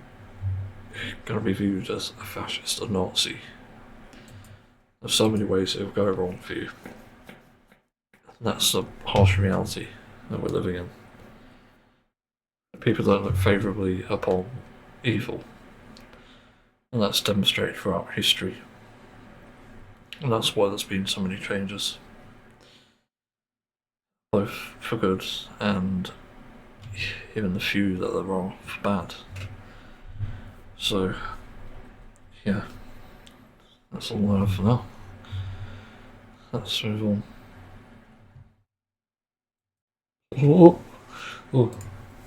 Yeah, I just finished One Punch Man Season 3. I know what you're thinking. I seriously know what you're thinking. Was it bad? And I guess the honest answer here is it's just okay. I think people really do blow it out of proportion sometimes, especially when it comes to like some of the areas of the episodes. Like episode 2 was probably the worst animations I've ever seen, because if you can even call that animation. It's some of the worst anime I've ever seen for that alone. But even then, the story and the lack of action was quite troubling in a way, even with the gore stuff. But it took so long to figure out what's going on because I hadn't seen a recap or anything for this series, and so I don't really know what to expect, and I'll probably know for next time, assuming there is one. I'll need to look at a recap for the story. But as for animation throughout, I think it was okay. It wasn't as bad as the Goro slide, but there were still some still frames here, really awkward animations. I remember what episode was it? It was either episode 11 or episode 10. Actually, I think it was 11? No. Might have been 10 then. But there's a group of three that go into the place, and the animations are so fucking awkward. Jesus Christ, it's bad. So yeah, it's a bit disappointing in areas. Sorry, I had to clean off some dust. But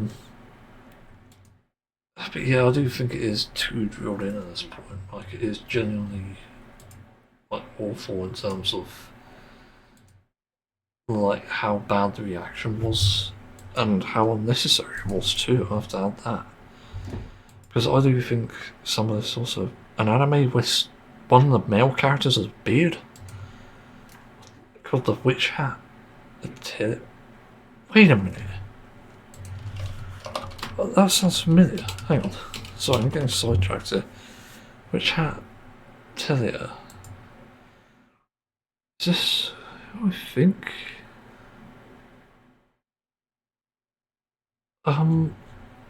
Okay, I think that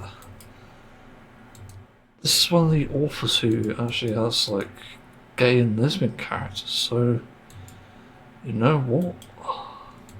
I might try it. I'm not sure. I'll put that up there, especially if it's like fantasy for sure.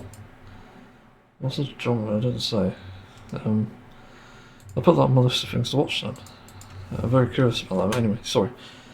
So yeah, the animation just it's good in areas, but also bad in others. It pretty much goes without saying. It's not surprising. So yeah, it's just one of those things. I think it's gonna have good and bad points. I think, and you know, it's not really a thing that you can control at this point because it is again, it's in the past now. There's not really much point in caring about this. So yeah, it is quite disappointing having said that. But I will speak on everything else because I think that's important. Voice acting is decent. It's about as good as you're going to get for this series, I think. And also, like, I have to compliment as well one of the characters, which I love, who I ended up rather falling in love with, who's called Puri Puri. And turns out he has a boyfriend, which is just insane for an anime to have. Damn, woke animes. I want a boyfriend. No, but seriously, it's good because there is at least some representation here, and that was one of the things going for this previously, and they seem to have doubled down on it, which is actually good. They've actually followed through and given them proper, like, what do you call it, like proper characters and stuff and personality, which is honestly commendable because that is kind of insane. So yeah, I'll just appreciate that really. It's just a side thing that I wanted to mention. So what else is there? I'm trying to think. Let's look at the next thing to watch. Ooh, this one has suicide and violence. Nice. My favourite. Also, I need to put that up there. I need to just have it open another real good. So I get so distracted here. Let's see what other ones are on for this. I'm not looking for a crew. What the fuck are you on about? I don't know. Let's look at the wiki at this point. Yeah. Other things. Action. I think the action is decent in areas. It's not perfect for sure, but it's got some good moments. I think especially, my favourite fights. Quite like the. I don't want to spoil it actually. probably know I'm thinking of someone who's got quite undead. What else is there? Trying to think. Are there anything else in this? Them English. No, I just think it's like more of the same. Really, it's like interesting twists and turns. But I think Emperor probably had one of the most interesting action bits of all in a way. Also, one of the fucking cruelest ways. I'm not going to spoil it, but he can be really fucked up in a way. It's actually insane. But yeah, because of the lack of recap, I'm not 100% sure what was happening anyway, so that did confuse things a bit. I wasn't 100% sure what I was seeing here. If it even meant anything, or if it was even real. But you know, Saitama, as usual, you can expect Saitama. It's pretty much fan service at this point. The guy's just casual, and that's his gimmick all throughout the series, and it led me to give the title of the series "If Boring Had a Hero," because yeah, he literally is. That's a funny thing. It's just like the most average character, and you got all these side plots, and they just don't mean a fucking thing. Which is hilarious for an idea, and that's why it's so good. It's so well executed too. Trying to think what else was. Although I will say, because this series, the season rather, ended so abruptly, I'm not 100% sure what's like going on now. Like, I don't understand how it ended the way it did, because to me it seems like it should have gone on for a lot longer until they at least cleaned up this arc. Assumingly, I don't know if that's maybe because of spoiled out by the manga. Somehow doubt that. But it seems to be a thing. So I've no idea if that's anything to do with it. Yeah, it could have been better. And the story as well, I have to mention, obviously. I think the story is decent, based on what I know, because even though the action was somewhat decent, I think the thing with the... Oh, what do you call it now? Suppose my mind is blanking. Yeah, like what you call it, the story and stuff. I think it's good. It's again hard to say because it's just so not fresh in my memory. And given that I watched this, I think over 5 years ago, possibly, maybe even more. At least up to season 2. It just really goes to show, and it was when I was using, I think, 3 alternatives to Word, because all my fucking bullet points are just so fucking dated. It's actually kind of crazy. It's got such an indent in it. I don't even know how that happened. I think I was using like LibreOffice, which I need to look into again because I want to get away from Microsoft. I just need something that does the same thing that Word does, but can be fucking hibernated and basically taken out of memory until it loads again. Because I really need that sort of thing. It's kind of desperate at this point, just due to the fact that you know it's PC is becoming older by the day. So yeah, it's a bit strange. But you know, as I said, my overall thoughts on One Punch Man Season 3 is that it's not as bad as people make it out to be. I think you can watch it and enjoy it. But no doubt the ratings were going to be bad, and I wonder what it's like on IMDb. One Punch Man. I should have said IMDb. IMBD. Why not? See what they say. The popularity down. Rating still overall 8.6 out of 10, I guess. Rating by episode. Some high, some low. That's weird. They kind of like peak and then not peak in areas. Then season 3. Yep, I expected this. It's pretty petty, I think. I think it is kind of embarrassing. Just not even really as a show, but just a community aspect here. Like, come the fuck on. And also, how did an episode get such a low rating they didn't matter. Like, what was this episode about? Episode 6. So, episode 1, 3.8. Episode 2, 3.6. And then the mostly like 3s. But then we somehow get a 1.6. What was this episode about? I think I rated it bad as well. I need to open this up again. Yeah, this is like mainly filler, wasn't it? And let's look at it again. Let's scroll up here. Episode 6. Okay, yeah, that was a thing that Poo said. Quite funny, actually.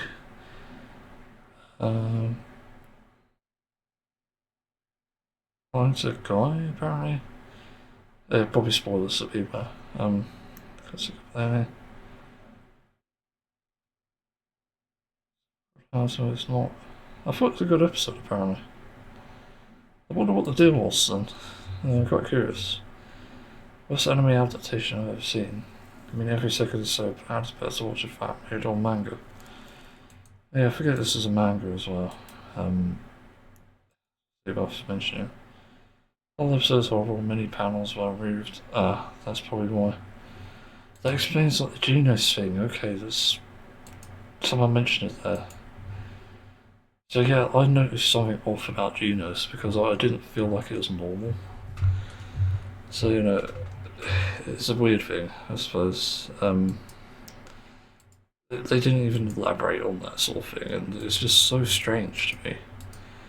It felt like they should have elaborated on this at least a bit about what happens to Genos and why he's like, I don't know, changing his armor. So I can't remember what it was now.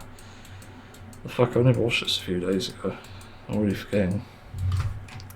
That's how not memorable it is. And I remember this scene actually, I think. I think it was Atomic Blade, I can't remember his name now. But there's like a critique I saw on YouTube or something. Where they're talking about the sort of style of this episode, and it should have been a lot better in terms of visuals. Which I 100% agree with. It should be a lot better, because this episode was mainly just sitting around and talking. There's no wonder it's bad, and also removing like panels from the manga, like, you fucking crazy? Like, just leading into the next episode. People would be fine with even a shorter episode. They have like a special episode maybe, like, I don't know. Where you have that additional elaboration, you keep the main points and have the additional things there, or even just at the end. It's like an extra sort of thing. So I don't get that. It's how fucking dumb are these storyboards. Let's go back to the episodes again. So the second lowest one came after, which was Counter-Strike. Yeah, every episode after is like, it was good except for episode 10, which I found a bit weird. What's Counter-Strike then? I wonder what people are saying about that. Better than the last episode, but still disappointing. Can't read that. Stupid review system. Hello? Why can't I just read reviews anymore? Episode let down, pacing fell painfully slow, the animation caused you told. But here's still frames, wasn't it? No, it wasn't. It's actually a later one. It's got some motion line filter. Filters everywhere. I'm not sure what's going on there.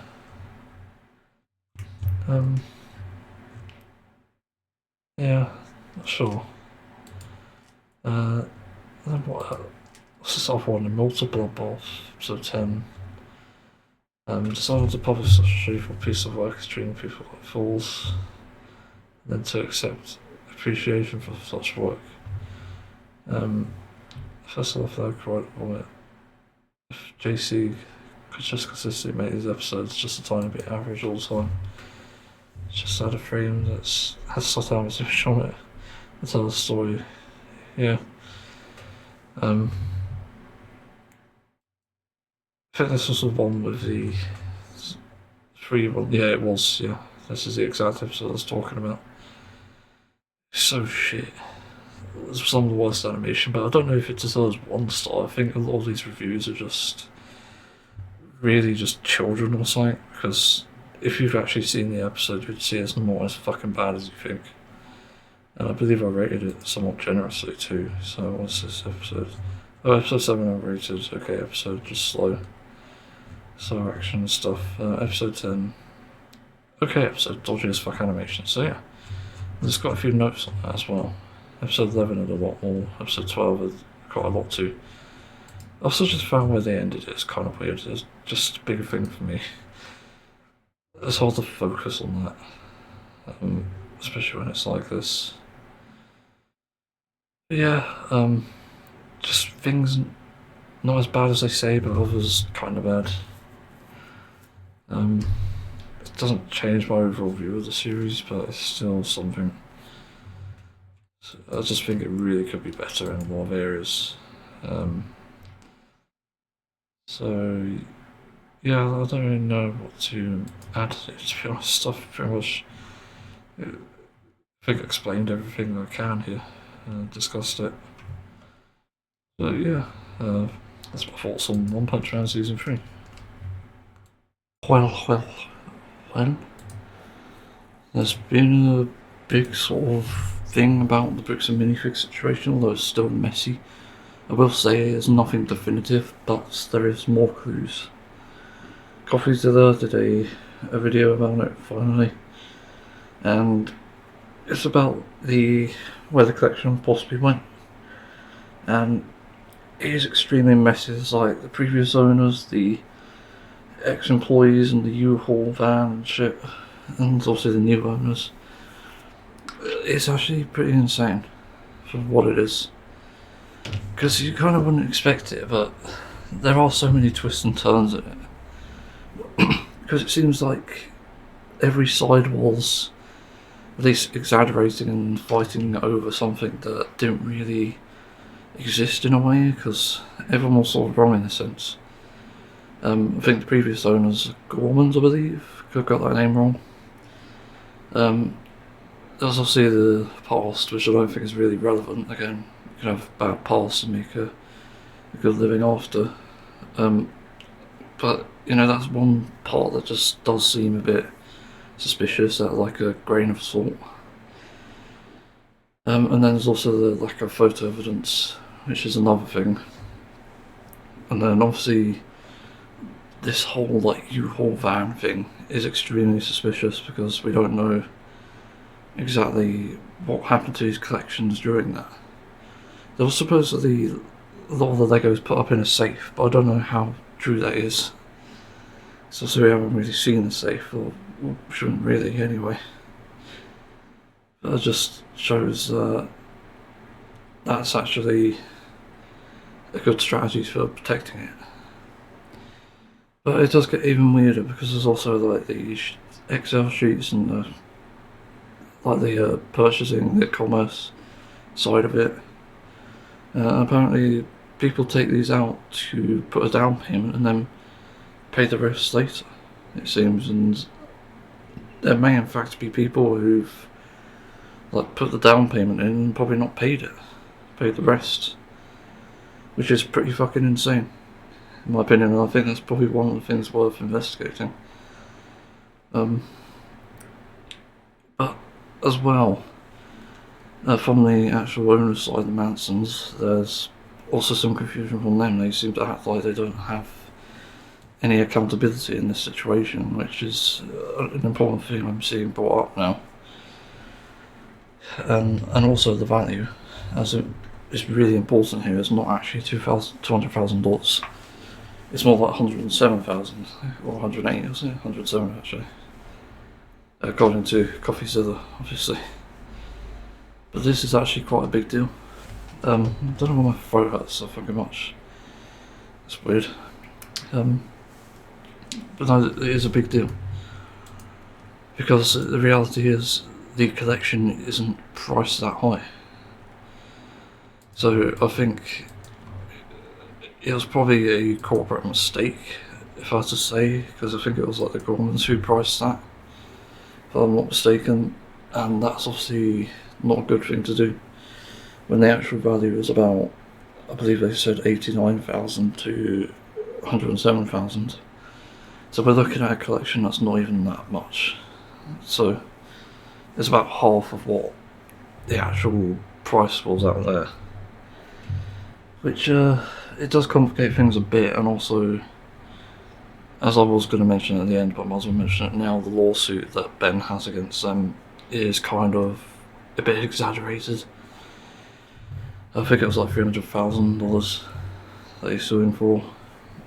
Could be wrong, but that's quite a big number. It should have been really just the amount plus a bit of compensation, or even then just the max amount.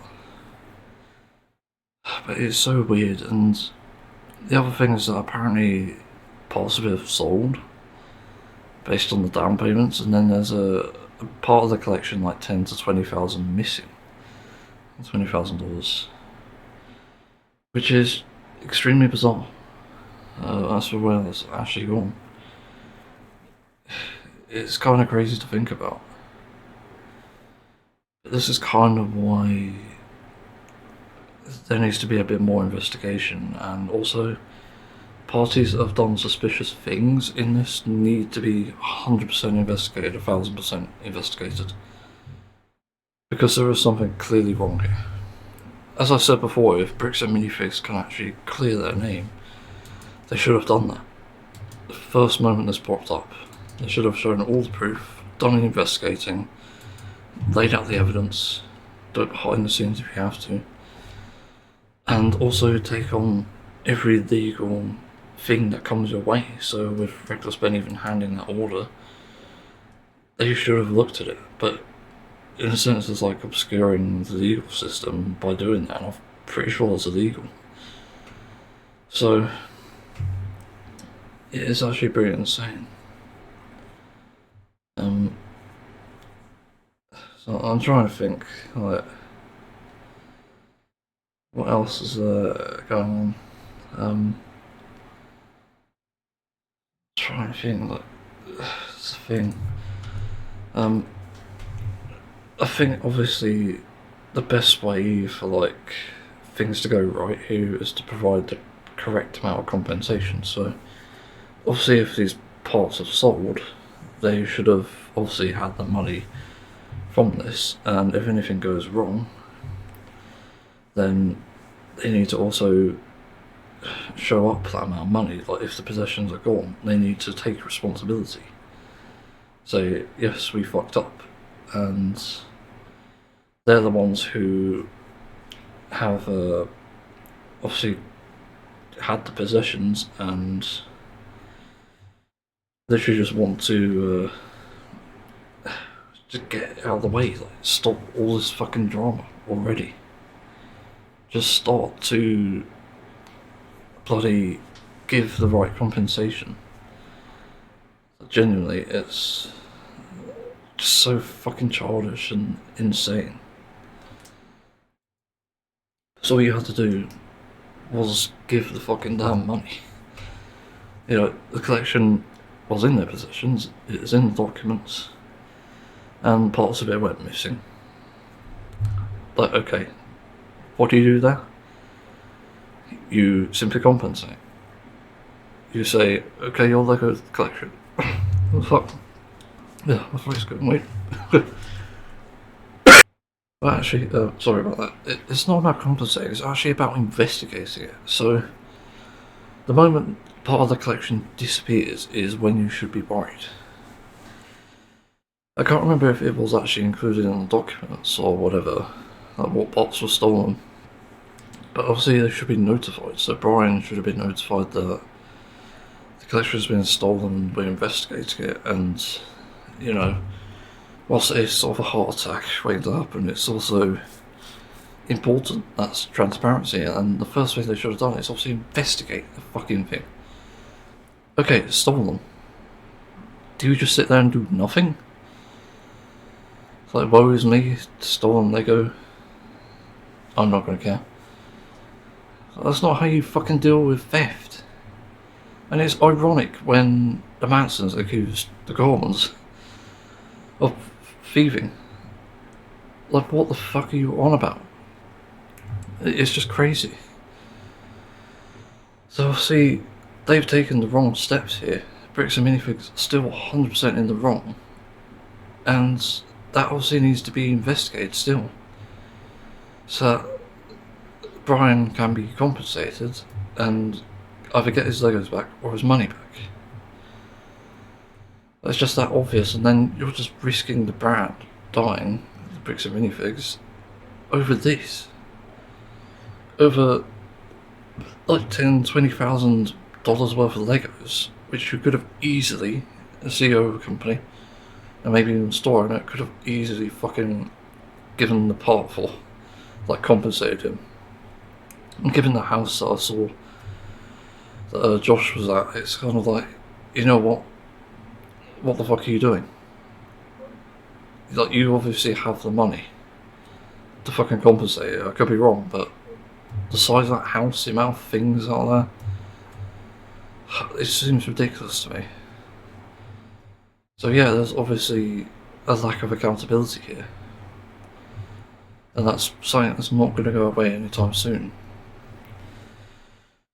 So that's obviously one really suspicious bit, but as for where the payments have gone, like whether again Brian was like compensated for the other things, the other ones that have probably sold or even still there, I don't know what the solution is there. But there is one other really damning thing here which doesn't help. Two things, in fact. In fact, maybe more. No, I think about it. Bricks and Minifigs have been so fucking offensive in this that any sort of wrongdoings they've done that, I don't know, maybe we're wrong about something, or some things here and there, just go straight out the window. Because they fucked up so much. They started accusing, obviously, Reckless Ben of trying to apparently murder them, or be like stalkers. And that obviously wasn't true. That wasn't proven either. So that doesn't work out for you. You've also refused legal papers. That's another thing. Another -2 points there. So I guess -1 point each, but you know, they're on like -3 points at this point. And even that hostile takeover, was it? That's also very suspicious. U-Haul, so -2 points from those, -5 points. I'm trying to think what else there is. Somebody's lost on me now. I'm getting very distracted. I need to stop looking at YouTube. The other thing, I guess, was the attacks, like the Patreon thing, going after Reckless Ben's income. Like, if you weren't guilty, you would have left it at that. You would have stopped going this far. You would have said, okay, I'm very suspicious of Reckless Ben, and we also don't know where the Legos is, that's it. But no, you went the guilty route instead, and you said, we're going to make ourselves look as bad as possible, and make Reckless Ben look as bad as possible too. It just confuses the narrative so much. So obviously this doesn't bode well. And then there's also this other fact, so that's obviously like -6 points now, I think. They're also now doing a lawsuit against Brian for 1.2 million. What? Like, what the fuck are you even doing? I'm pretty sure it was a lawsuit against Brian. If it's not, that's my bad. I didn't hear it properly. But why? You know, this is just fucking ridiculous. Like, I don't think this guy has that much money. So you're just trying to suck them dry based on something that you think they're incorrect about. Like, rather than provide evidence, you're just taking it to the fucking legal system. If they had someone's house raided, like it's been, over this, and you're not even taking accountability here either. Like, once again, you're on the losing side. And as Coffeezilla said at the end, it's like, you need to, I think he did say I should take accountability. He said that this is going to be even worse for them. which is very much true. Like, all they need to do now is like reverse everything they've done. So what was all that? I'll say retract the lawsuit. Stop attacking Reckless Ben's Patreon. And was it the U-Haul van? I think they need to be investigating the U-Haul van and also the missing collection part of that, so maybe it's two different things, but maybe related. They also need to stop accusing Reckless Ben of stalking and death threats, which isn't true. Like, you could say the fan bases, that's fair. You know, I should respect that, because that is true. Unfortunately, a lot of fan bases just go too far, regardless, but it's a pretty common thing nowadays, and nobody really cares. Nobody takes it seriously. Because it never ever leads up to everything. I've had death threats. I don't give a shit. You know, if you think you could take me on one-on-one, good luck. But that leads to obviously the next thing, which is obviously all the other things before this. So the really dodgy dealings and stuff of taking over the store, I think. And what's the thing before? Oh yeah, the accusation that the government stole it as well. There's a lot of things they need to retract and actually go back on and then do the right thing, which is to compensate for what has essentially been stolen and then what hasn't been sold. And also, that whole contract thing, wasn't there? For some reason I just remembered that, and that wasn't really shown in the video, which was kind of interesting. It wasn't really mentioned either. I could be wrong about it, but there is also something suspicious about that, as to what it meant, and whether it obviously passed hands on the ownership side. Because it should have, ideally, and realistically, but it seemingly wasn't, so they also have to obviously revisit that contract and obviously agree to whatever terms are on that, no matter what the side is. And this is also an easy big win, if, again, true, if Reckless Ben is guilty in this, then that's obviously something you can use against him. Use the fucking contract. But because that isn't there, then there is no proof, there is nothing. So it's just a massive failure. It genuinely baffles me. I truly do not understand what Bricks and Minifigs are trying to do here. It really does feel like how lack of accountability is just completely fucking screwing up the situation.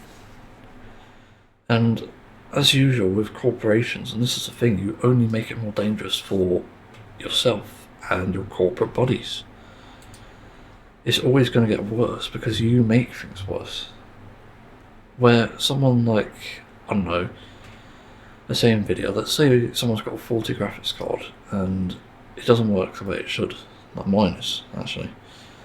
That fun fact, it's never worked properly. It's had issues, but it's been good for the most part, consistent at least. But you know, if I was to go to customer support and say, okay, my graphics card is faulty, I got this from PC Specialist, that's where I actually got the PC from, and I'll go to them as well. I'd hope that they compensate me. They either give me the money for a new graphics card or give me a new graphics card itself, whether or not it's an upgrade or downgrade.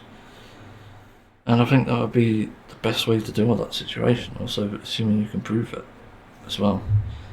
But it's kind of hard to prove in that sense, but also it doesn't really bode well when, you know, these components can go wrong anyway. Not that Legos can. I don't think Legos can really go wrong unless they're missing parts. I used to build Legos as a kid, fun fact actually. Don't know if I never mentioned that before. I actually had a bunch of Lego Star Wars and Halo. It's sort of my two favourite types of collections, I think. Can't remember what the Star Wars ones were that had the games on the DS. Anyway. Seriously. The best thing you can do in that situation is compensate, especially someone that is kind of high profile. And if anything, it just seems to be an attempt to extort money, because the way it currently seems is that anyone who's sort of big online who poses a threat is going to be treated as such, and that is just the wrong way to go about it as a corporation. But obviously, the average person is going to have these struggles and stuff. Like if you can diagnose, for example, my GPU, determine that actually it does have an issue, and then you can compensate me, and that'd be the good thing to do, both as a company and as a corporation. And you'll definitely get plus points for that. You'll get a big positive review for that, albeit with a bit of a lower rating. But it'll be good either way. It's good press, it's good everything really. But because we don't hear any generosity anymore, and that's becoming the norm, it's like no people know nowhere else to go. But then it's a huge missed opportunity because now, with all the negative press you get, nobody wants to support your product. They know it's bullshit, and they know that the system that they've created, that these corporations have created here, do not work in anyone's favour. Much like how Nvidia is trying to go towards AI slop, and then they're going to leave AMD as the only gaming video card manufacturer there is, and probably CPU manufacturer as well. Even though they're going the AI route too, and they're not, say, as good as Nvidia. They're still on the evil side in that sense. They're both not good. But AMD's like, I don't know how to say it, it's like the lesser evil here. But not good either. Not even okay. It's still bad. But that's also where it leads us. It's like AMD could pull themselves rather from the race to get into bed with the US president and fund AI, and they could start to give a shit about the gamers again, and really start to care. As in, they lower the prices on GPUs, they stop pushing AI slop, and they stop going to bed with the president and everything around the Trump administration. Easy win. And people will flock to your fucking side. They'll appreciate your products, what they are, which is, I hope anyway, gaming products. I don't know if they still do that. It's been, obviously, 5 years since I've had this PC, I think. But it's that simple. Easy win. And it's the same with bricks and minifigs here. Again, you need to retract everything you're doing that's damaging your brand and do the right things. Compensate. Investigate. That's it. And also retract, obviously. So, sir, CIR. Wait, is that right? Yeah, compensate, investigate, retract. Or rather the other way around, so Rick, I guess. You need to do a fucking Rick. So yeah, that really does matter, and that obviously will bring people back to the side of the corporation here, but that's obviously not going to work out too well either. It's just going to do more damage control than it is currently doing. As in, you're going to stop the influx of hatred and obviously apparently these death threats, which I imagine people are already doing anyway, regardless of what anyone else says. That's how you do it. You do damage control now, or you damage further. That's it. Those are the only two options for bricks and minifigs. And I'm trying to think what else anyone else could do. Like Reckless Ben and Brian. I think they could obviously correct the amount of money that was actually owed for the collection. That's obviously one of the big things they could do. But I don't know what else they can really do here, because again, bricks and minifigs have made it so difficult for them. They can't even mention the fucking name anymore, so that's another thing. You also need to retract those orders and stuff, that restraining orders. So that's another thing. Like -8 points could go to about, I guess, a few minus points instead. But that's better damage control than we currently have. We're just constantly losing your ratings and stuff, and people are just going against you. But that's about it. I don't really know what else can be done here. It's just so fucking disappointing. Like, come the fuck on at this point.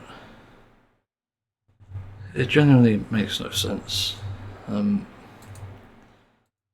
I just think the world is seriously going to shit, and I just don't feel safe knowing that corporations as well run the narrative here. Like, what the fuck is going on? I'm just so frustrated by this crap. It just makes no sense.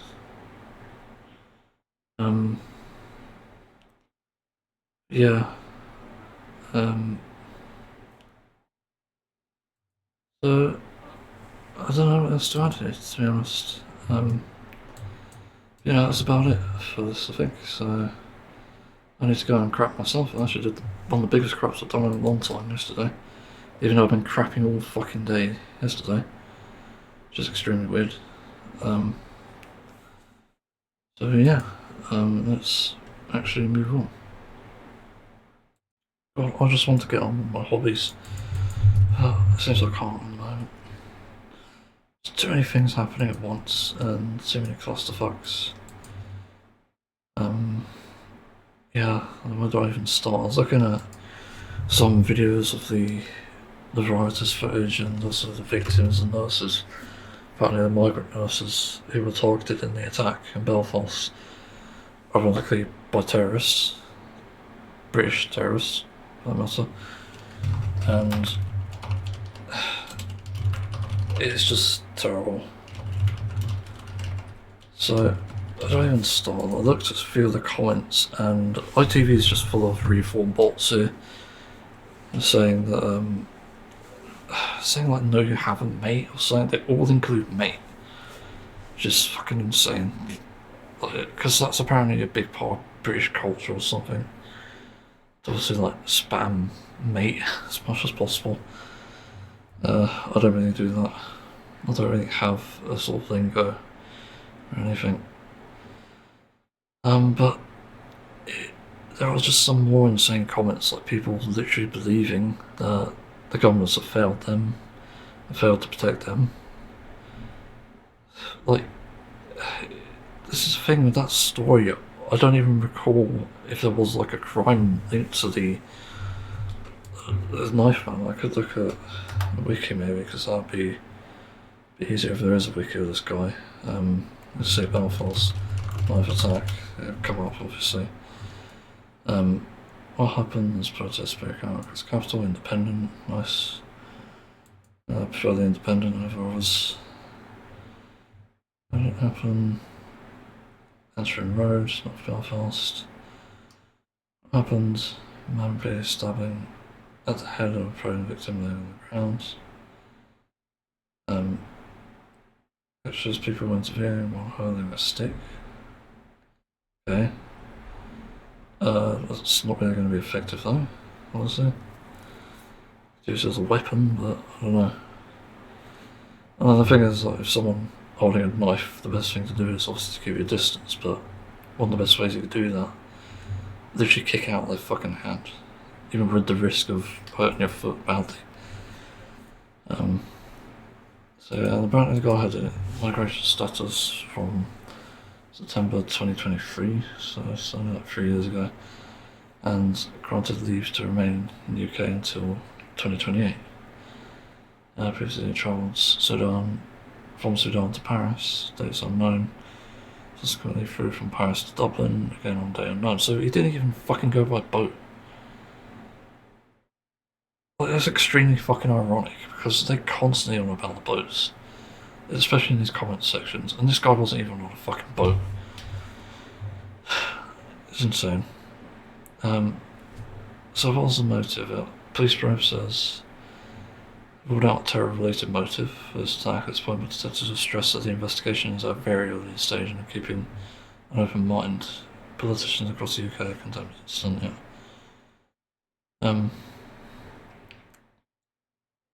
Yeah, so basically a whole lot of nothing here. There's not really any info to go off of, so the motive isn't very fucking clear. But if I was to guess, this is the thing, because sometimes the perpetrators aren't the only perpetrator in this situation. It very much could be a case where the victim is also the perpetrator, and I mean this as in they've literally pushed someone to that point. could say that this person who was unfortunately killed was actually someone who's very anti-migration and extremely hostile towards migrants. Of course, someone is going to fucking take it too far in that situation. Don't be fucking stupid.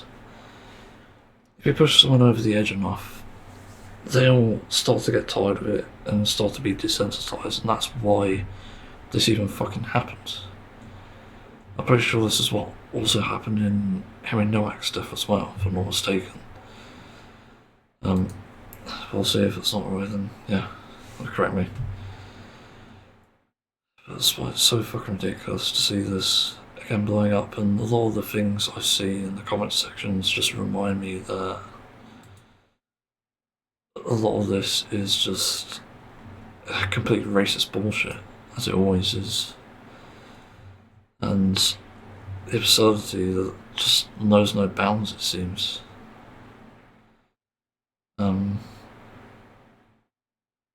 That's just crazy.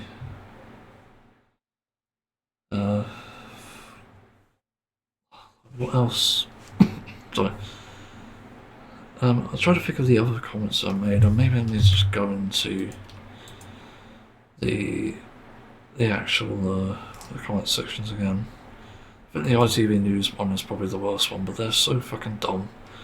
I do warn you that they are some of the dumbest comments you've ever seen, and this is on the nurses whose rioters attacked the house. The mainstream media is such far away for a trainee nurse and nudging it, supplying the music. I don't know what that means.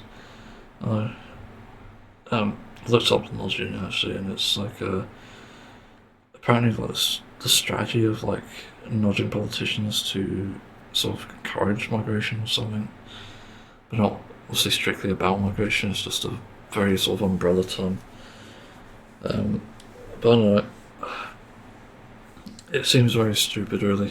There's no such thing as a nudge unit, I don't think, for news stations, at least as far as I'm aware. Because if news stations are government owned, then obviously they control the narrative. And we only really see that in the US because of obviously Fox News, but Trump is able to influence them, obviously. And there's the bot comments, you could tell because there's no replies. Don't think they have, mate. 6 hours ago, 251 likes, down. A lot of these are 6 hours ago, so it's obviously a fucking bot report. Yeah, it's ridiculous. I don't know how it gets through. Another one, same time, but more likes for some reason. Definitely have, mate. Fuck off. Mainstream media are absolutely desperate. What do you mean? So this is just reporting on the news and interviewing the people affected by this. This isn't desperate. This is literal journalism. You fucking nuts. So I'll like reply, this is journalism, except the music, because it was sound music. So, yeah, that's a bit dumb. The media narrative on this is delusional. No. But the thing is, they're supposed to report on this. They're supposed to report on the fact there's a riot. They're supposed to report on the fact they're trying to fight back against it, and also the politicians as well. Which a few good ones are, except Keir, obviously. I don't think Keir Starmer's really demonstrated anything. Sad piano music, lol. What do you mean? I don't think we're here for the music anyway, so I don't get your fucking point. I think I made another fucking bot. There's so fucking many of these. The government's media agenda not working anymore, the country is sick of this. Again, what do you fucking mean? The irony is that's what's also controlling you. Like, I'll reply to this as if that's not already controlling you and your terrorist attacks. Yeah. On a TV. The deflection piece? Deflection piece, that's it. I don't know. Is it though? I don't really think it is. Let's try on TV, not working anymore. These guys are just fucking bots, aren't they? I've also leveled a new quite, so I saw there's some spam there. think this focus should be on despicable reporting. Despite it's called journalism. Fucking idiots. Domestic terrorism is not protesting. Time to police it as such. Cue Kremlin's bots. Yeah.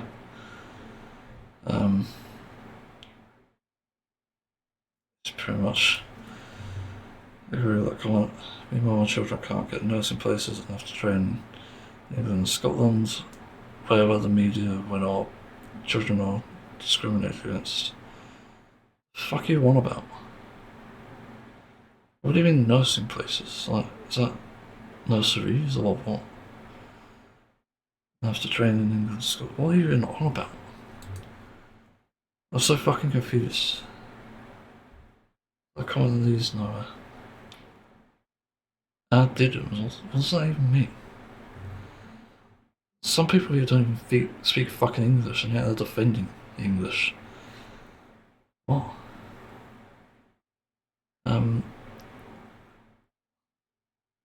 What causes pretend it's not unprovoked? Yeah, this was a thing I saw in the other one I watched as well, about the Rioters being hit with things from no comment TV, which surprisingly, not surprised to find they didn't have any comment. And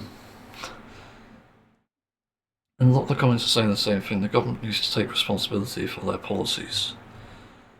What fucking policies? You came in 2023 before any of this was even an issue. It's pretty fucking absurd. And we've also got British people, and this is worth noting, who are over 18, who are already called names like Mohammed and whatever, Ezekiel, I don't know what the other fucking names are.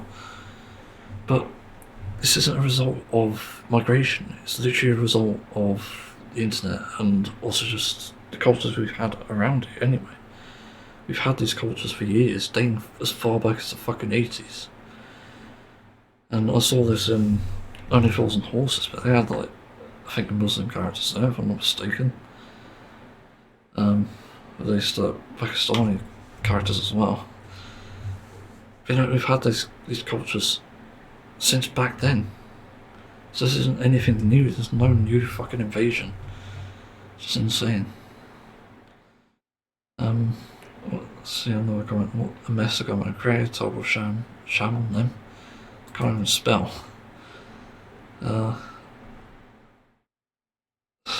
This is a dumb thing as well. It's not really the government's fault. Knife crime happens all the time. And I saw a story actually, I believe it was yesterday. I can't remember if it was the Green Party or whoever. But there was actually a knife-related death like last week. It was one of the worst knife-related deaths there was. It's like there's so many, I think, stabs that they couldn't even do the autopsy or something. And nobody even had outrage about that. It wasn't even a migrant. So nobody really cared. And ironically, people are using the migrant cards to blame migrants here. Which is fucking ridiculous. It's so fucking dumb. I genuinely do not get it. And if anything, we're going to start to see cases where there will be entire protests, migrants and allies alike, who turn it on the rioters, who do the same thing, and at this point it's not even unjustified. So no. It's absolutely fucking ridiculous. They'll run out of water before we run out of fire, yeah. As if that's going to help climate change. Ukraine fires, like, great. We already have enough of that with the fucking wars. Atrocious incompetent government is leading to civil war. True. I suppose I have to agree with that. It is like, well, to be honest, it's like Ireland. It's not even like Keir Starmer, but I don't know what it's like for Ireland exactly, so I can't really comment on it in those terms. But I know Keir Starmer is obviously leading us to civil war because of incompetence that he shows when it comes to policies and policing everything. So it's just extremely difficult. I don't know the best solution for this shit all the time. So next, another thing. Well then, please go stop the boats instead. As I said, the problem isn't migration, and a lot of these claims are exaggerated. You don't actually see people coming in on boats, and as is said here in the fucking Independent Post, they sort of think where the migrant came from, and it's via plane from Paris, not a fucking boat. You absolute nonsense. You don't even fucking know what a plane is. That's how stupid these people are. They don't even do the research. And look, there's someone here reporting on that's her name. Riyad Bouchakar, asylum seeker, is currently underway at the Central Criminal Court in Dublin, Ireland. He's accused of attempted murder of 2 girls and 1 boy, and of causing serious harm to a childcare worker on November 23rd, 2023. Is it the same guy, is it? If I put that name in. Man, please, not guilty to attempted murder of 3 children. Wait, who the fuck is this then?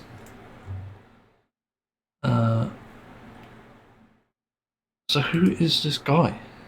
I'm confused. Like, why is this even said?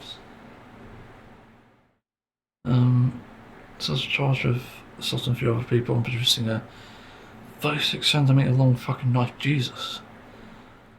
Yeah, I won't actually confront that, to be fair. Look for something longer. He's not guilty to all 8 charges. Of course, he wasn't here, 9 men. 3 men, 4. 9 men and 3 men were sworn in on Monday ahead of the trial opening. So apparently, I think the court is still going on. No. What? I'm so confused what's going on here.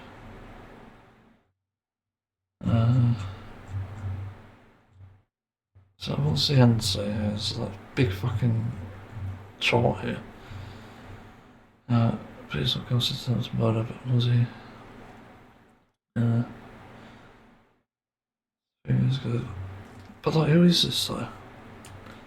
This is just randomly put in the thing. It was yesterday. Okay.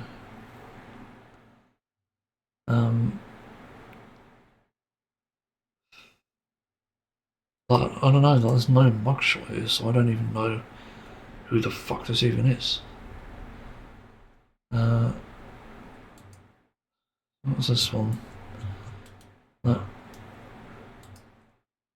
So, it's not even like mentioning that this is a migrant, which I think is important here. So, I don't even know what's going on with this, like why this is even mentioned. Yeah. So, sad story there. What else? There's probably something else here that I'm meant to respond to. The police classes are truly bewildered.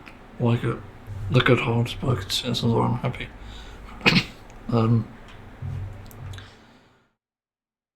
What?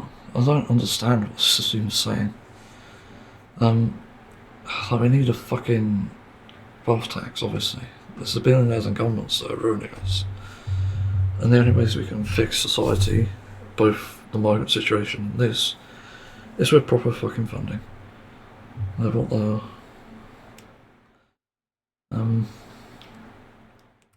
disobedient zombie robots, yeah, I agree with that. The French didn't use the water cannon in Paris. What did they fucking use then? Smaller groups work better than everybody in one place. That splits the police up. No, it doesn't. It makes it easier, actually. I think if you're that stupid, you think that kind of thinking works, they will start to use bullets. Rubber bullets, for that matter. So no, you're not actually fucking safe, you're just a bunch of idiots. That's not how it works. How fucking ridiculous.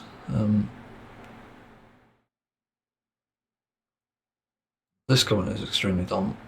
They can use water cannons on patriots but allow beheaders to carry knives. The police are the modern day Einsatzgruppen, what? Against their own people. They forget the police officers who were only obeying orders. Not true. Because people who carry knives are doing it for either crime or safety. Frankly, it's fucking ridiculous. It's just extremely stupid to even accuse this. Because there are a lot of people on the streets that you don't even know are carrying knives anyway. Not like kitchen knives that long, but still carrying knives, and banning knives is not even going to fucking change it. Like somebody at Reform MP said. Because if you ban knives, then we're not going to be able to use any, are we? And you won't even know if people are holding them because they're often like pocket knives. They're not actually stabbing knives. These or kitchen knives, whatever they use. So it's fucking insane. I don't know what the Einsatzgruppen is. I'm pretty sure it's like a Nazi group, but somehow they don't think they're Nazis themselves. But as I said before, the problem isn't exactly that it's knife crime or migrants. It's literally the fact that society is being sowed into chaos through social media and the people who supposedly run it, who have the priority of everything. Is just fucking sad and insane. Blame reaction, blame the cause, political filth, says this comment. I don't blame the reaction, blame the cause. Yeah, this is the thing I wanted to respond to. Why the fuck are we using a single case of a migrant committing a crime, again, to have riots? Why? Because, from what I've seen, the amount of migrants in each country, whether it's Ireland or UK or even Scotland, is a small number, but that's only a percentage of the population. And I don't know what the number was exactly. I did look this up a while ago. I'm pretty sure like the British people from a 2021 study is like 84% white British people in the UK. And so if you put that against like the migrants we have, including like white people as well, it's not as big of a fucking number as you think. So we're not even in an invasion. But with that out of the way, with the amount of migrants there are, which apparently is like, I believe it was like between 100,000 and 300,000. Of those 300,000, there are going to be some who do crime.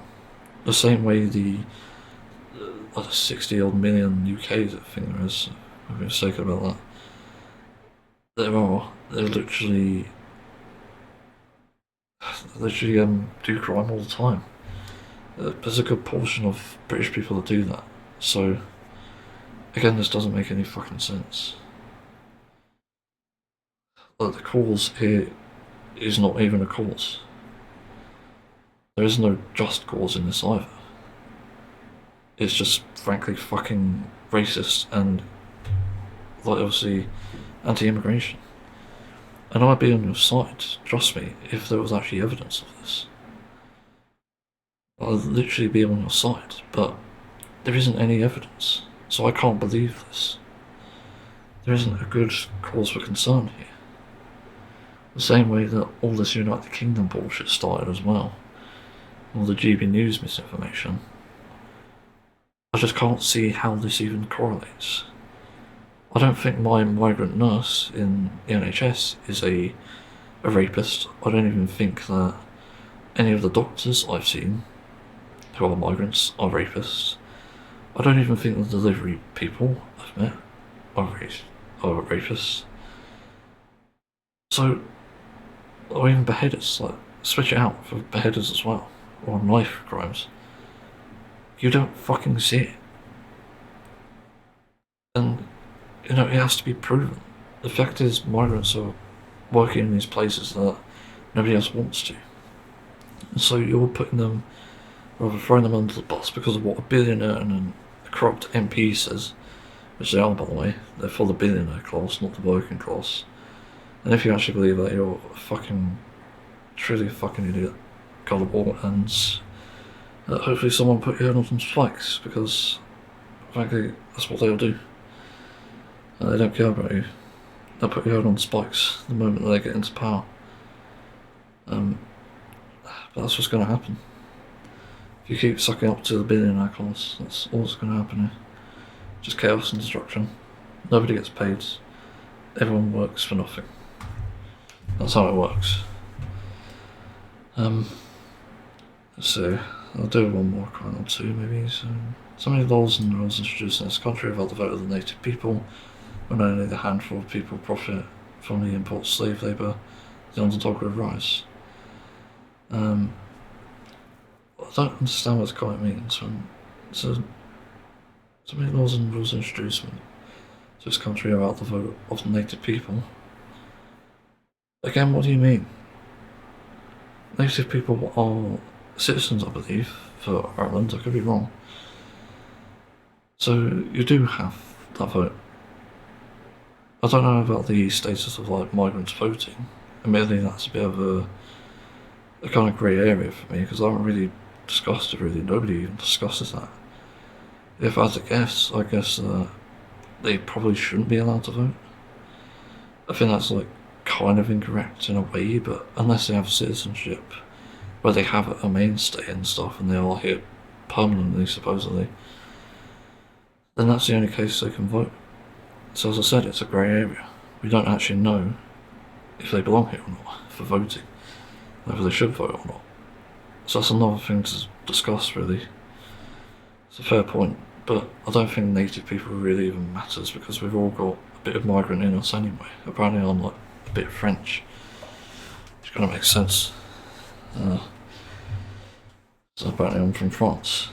Are you going to deport me? Fuck off. Then it says, when only a handful of people profit from the import of slave labour, the underdog will rise. But what? I don't understand this. You're trying to say that a handful of people profit from slave labour, but it's corporations that do. They're the ones incorporating said slave labour, because they're the ones who only hire immigrants. And they're the ones causing the divide as well, which is insane. So I don't really know what's being said here. But anyway, next comment. It's like the police want their Irish people to hate them even more. The scumbags and government are concerned about a few burning cars and an Irishman being buried in the streets. This is the kind of scum we're dealing with, guys. Politicians hate us. Just massive facepalm. The thing is, emergency services, I don't know what they're like in Ireland, but I imagine it's the same as the UK. They're already under a lot of pressure. So to even get someone even responding to this is just almost impossible. Unless again you have connections, but to get someone responding to it that quickly, oh, that guy's got a knife, it doesn't exist. Nobody's going to be instantly there to stop the beheading. As far as I know, that's a fact. So there wasn't even any mentions of the warning signs here, again from what I'm aware of.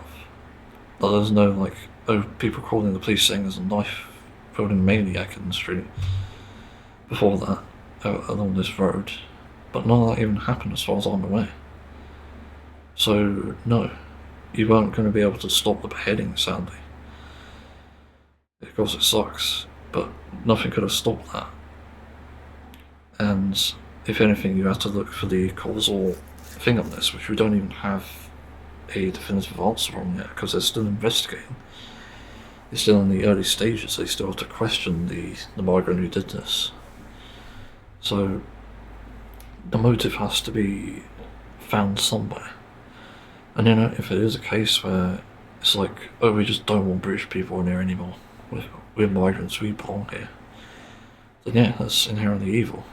That person should be fucking punished and put in prison for life, and then deported, obviously. Or deported and then prison for life. But as far as I know, there isn't any definitive evidence on this, and people are just going off of a fucking whim here, if you can even call it that. saying that this is entirely racially motivated, that they're against like British people and they're invading, without any fucking evidence that this is a fact. And then I have to bring up again, every single migrant worker I've come across is working in pretty crucial systems that help us. So what is this about, an invasion? Am I missing something? Where the fuck is this invasion you're talking about? It just makes no sense. They're working the jobs that nobody else will, and you're complaining. And fuck, I've had fine interactions with migrants over time. I've had bad ones, but that's only because of the accent. I just can't stand some people's accents, or I just can't rather understand them. I struggle to interpret what they're saying. But that's like a personal issue. It's nothing to do with them. So I don't know. But it's really ridiculous to say that the focus is on stopping rioters when they are and have rather stopped the fucking person who beheaded someone.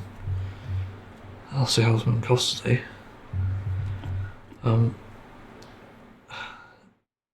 Yeah, like, they have to focus on the burning cars because they're a danger to people.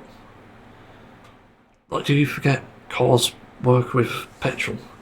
Petrol can fucking be ignited and explode. So, all these cars, setting these cars on fire, breaking into houses, burning houses, are endangering Irish lives more than they are migrants. Just let that fucking sink in. And then, who's the terrorist here? Who's the actual fucking murderer? Like, it's just fucking absurd. But there's only one correct answer in this. One, the migrant is a murderer. Yes. Two, the rioters are also attempted murderers. So 100%, both sides are in the wrong here. And this is what it takes to take this is what it means rather to take a stance that isn't obviously on one side or the other. You just have to fucking understand the world doesn't work the way you think.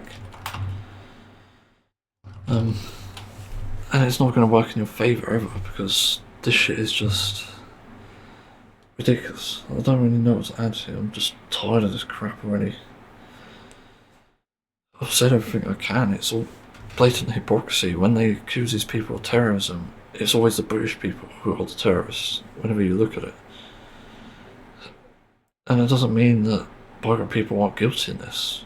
There are definitely guilty migrants. Like, fuck, I'm not even defending that. 100% convict them. If we have death penalty, then give them death penalty. But we shouldn't be targeting migrants for that. For these 1 in, 100,000 scenarios, or even like 10,000 even. We shouldn't be targeting them. And if our legal system fails to imprison them and punish them, then blame the legal system, not the fucking migrants. It's just ridiculous. It even reminds me of this thing apparently in the US actually, where some cunt killed a police officer in broad daylight in a pickup truck, and a body cam footage obviously released, rather revealed all that, and revealed that he was actually a criminal from before. He'd I think committed violence against women, and I think even raped someone, even killed 2 children, I believe. And the judge released him with I think 2 years of prison sentence. Like, what? That's the sort of injustice we're talking about. And this guy wasn't a migrant, to be clear. A US person, US citizen. But still fucking evil. And they knew it. That's the ridiculousness of this, and thankfully the guy was fucking killed by police officers. They literally riddled him with bullets. I think it's like 9 shots to the head and 6 to the lungs or something, which is fucking insane. They couldn't even do an autopsy on the body because it'd just been so fucking torn to death by the fucking bullets. But It's so ridiculous. I just can't understand things anymore. Well, something like that is justifiable, but I don't get why we're blaming an entire population. There are plenty of US people, US citizens who are corrupt, plenty of British citizens who are corrupt and do these same things, by the way, same things that the migrants have, if not worse. And nobody gives a shit. So this hatred and division doesn't have any source, it doesn't have any justifiable, I don't know what to call it, a justification really. There's no roots here. So yeah, I'm just tired of this shit now.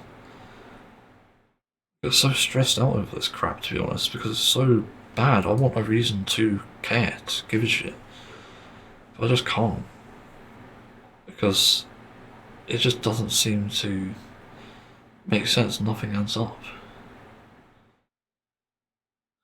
So yeah, anyway. I don't really know what else to add, but that's about it. So I think I should stop the podcast actually. It's gone on for long enough, so thanks for listening. Farewell, I guess. I lied. Well, the outro's gonna come off this, I guess. Maybe not. I'll just say it as is. But my fucking god. I'm fed up with this still, and there's been some more sort of news on this, really. I just don't like it. I'll see where this is going, but there's already been a statement by the families, the victims' family, I mean, of Ogilvy, yeah. And the statement, I don't know who reported this exactly, it's just got timestamp for some reason of yesterday, saying that they are aware of the tensions and talk of protests following this incident, and they want to make it absolutely clear that overnight unrest is not welcome and peaceful protest is the only way forward, which is also where I heard that statement from. I think unrest is not welcome, although the BBC painted it differently on their report. They said you're not welcome here, which is very vague, so it's weird that they misquoted. I think the BBC should be sued for that. Anyway, the family continues, we have many migrants who make a deep valuable contribution to our society, including our healthcare system and hospitality sector, and we depend on them to make our country work. They say as well that this terrible tragedy to be used to divide people, they do not want this. Well, they don't want it to feel hostility either. And apparently the victim, Ogilvy, remains in hospital, Stephen Ogilvy. He lost his left eye and damage to his right eye following the attack. Yeah, it's very sad. I can only hope he gets a speedy recovery, but you know, with the situation, it's so ugly because people are just so seemingly corrupt and gullible, much like this divide. Like, this family, Ogilvy's family here, has literally said everything that I've been saying. That migrants are in our healthcare system and hospitality sector, we depend on them to work, which is inherently true. You won't have Indian food without Indian migrants, you won't have Chinese food without Chinese migrants, and etc. Yeah, the list goes on. And it's just ridiculous that this is being used to create a divide and fuel hostility, which even affects people on, well, the left side really. It's not just like fascists and far right. It even affects people on the left because that increases tensions. But the perpetrator in this situation is the far right. So, if anything, the people charged who should be charged. What the fuck is that on my thing? I think it's Coke actually. I don't know, a bit of Coca-Cola got there. But it's the far right that are doing this. Elon Musk, Rupert Lowe, and see Nigel Farage. I think he had something to say about this. It's so ridiculous. And then apparently, there's accusations that the family are paid to say this. Oh, what the fuck? So, according to another user in Blue Sky, says sadly, if you look at the online comments in the article reporting this articles, many allege that the family was paid to say it. So, so deep does the ingrained hate spawned by social media run. Which is literally true, and I said it's rich coming from the anti-migrant crowd who are bought and paid for to also say these things. For every MP/billionaire or citizen, their accusation is a confession after all. Like, literally. It's just inherently true, and the same can be said for media as well, which I forgot to add there. You know, media is literally bought and paid for. GB News, BBC, at a certain point even I think Channel 4 and ITV are probably a bit bought and paid for. And so like the other like journalisms out there. Journalists, I can't English today. And there's another comment here. It's very much reflecting this. It's disrespectful to the family, basically saying they would say anything for money. It's nonsense. They have to live in the community that is being destroyed by these racist fucks. Of course they don't want that. They don't want the doctors and nurses treating their son to be stopped from going to work. Yeah, pretty much. Again, these are like... Doctors and nurses are also migrant workers, which is pretty insane. I just genuinely cannot fathom this entire like bullshit.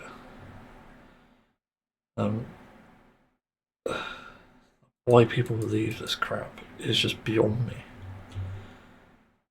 So much of this is just unjustified, immoral, and again stirs hatred. There's just no other way to say it. And anyone with half a brain on their heads could even see that. They could even locate the issue here, which obviously is there is no connection between migrants' assaults and every migrant being evil. Like, there's nothing. Zilch. And the research will reflect this as well. But you know, among those other things, it's also the fact that migration has been good for the country. It means that more people can actually work, and it means that even despite minimum wage, more people are working those jobs that no one else would otherwise do. And that's where the complaints are coming from, ironically. So economically, the right way forward is to start taxing the wealth. I mean, that's the way I've been seeing is a solution, just from multiple sources alone. And it's not just me saying it because I somehow want to cut the money. Nothing like that. I don't even fucking give a shit about the money. It means nothing to me. But we need to start focusing on taxing the wealth so that it can be brought back into the community, so that people can see proper change. We can see people paid properly. We can see universal basic income as well. Like, it's just insane. Like, we cannot allow this to keep going on. It's absolutely absurd, and not to mention dangerous. When people don't favour the facts, they actually just completely fuck everything up. Yeah, it really just kills. It kills the general population. It kills them off, and in ways we wouldn't expect. That's why it's so much of an issue. And I have to mention as well, the another thing actually, sort of, it's really ironic. I'm watching an anime at the moment called Cabaneri of the Iron Fortress. Cabaneri? I can't remember what it's actually spelled now. I just started it, and you know, it's okay at the moment. It's nothing special. But there was a quote that I really liked, which really reflected so many different problems of today. There are different things actually. They think that the Kabani have a disease rather than a virus. Also some good like critical thinking here, I think. And I mentioned there that it shows scary parallels to IRL, really. And one of the best quotes from this, from the boy character, I can't remember his name. We can't let fear rob us from our human dignity. Damn, that goes fucking hard. It's actually one of the most insane anime quotes, I think. Because it's just so true. a lot of this shit does rob you of your dignity. It reminds me of well, I was there, but the AIDS pandemic, and that was a thing, and there's so much misinformation and the fear just started robbing people of actual dignity, and they started targeting, say, gay people as a perpetrator of this issue, which it wasn't. So that people let their guard down, and then we've also had situations throughout the years, like people for some reason voting Conservatives and blaming migrants, which still was an issue back then. And we're also seeing almost an exact reflection of that, where they're going to Conservatives and blaming migrants again. And there's also that fear that people are using this as a common excuse. I see people constantly say, I'm fine with migrants, but I just fear for the women and children. It's like, fuck's sake, people.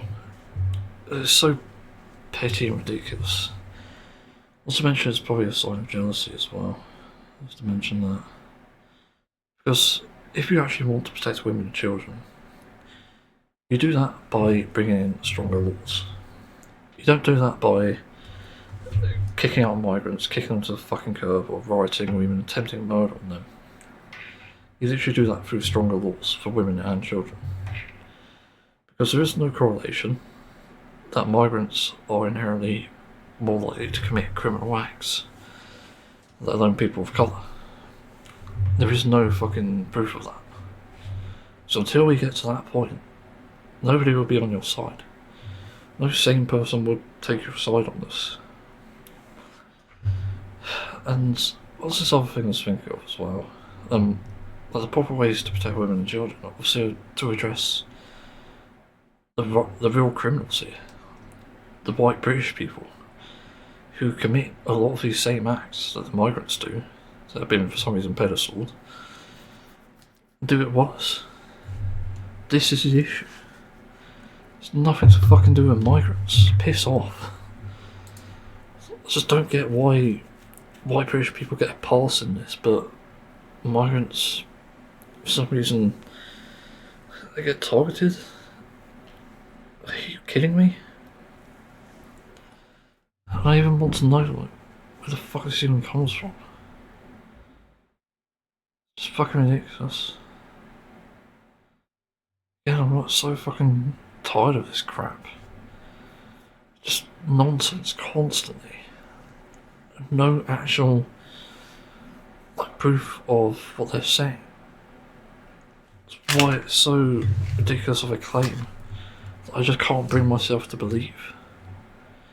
And according to one of Reform's policies, I remember seeing this somewhere actually, they want to get rid of maternity leave, which as far as I'm aware of, because I obviously don't work, I can't work, for very specific reasons, disability, mental illness, mental health, a lot of things. The fucking policy starts to remove that.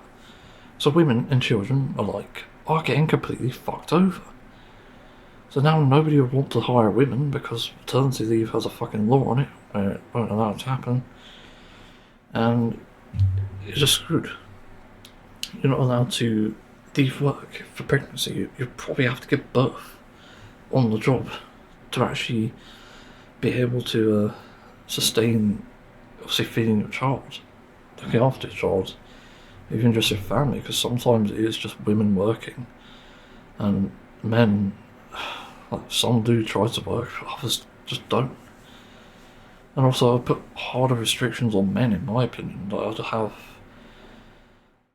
a tax, I guess, to pay for menstrual cycles, for example, and even stuff like maternity leave for women. So there's actually a fund. So funding tax men specifically for that.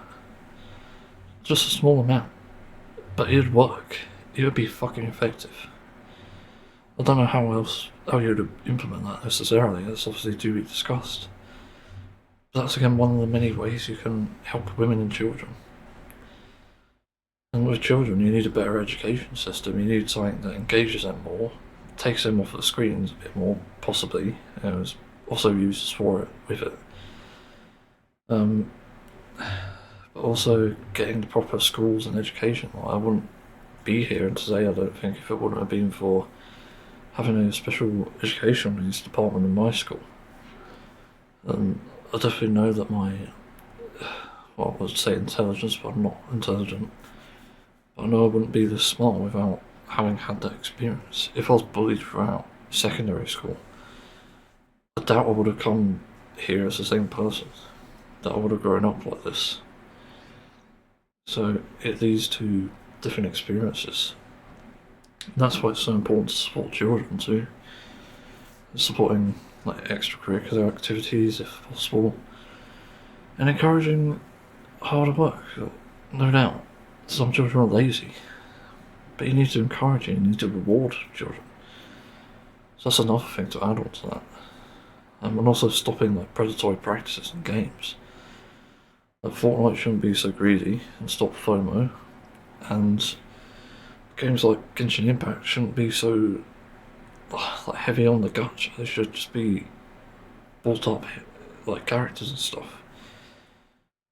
So a lot of these issues can be addressed with the right rules and laws to actually accommodate the needs of many here.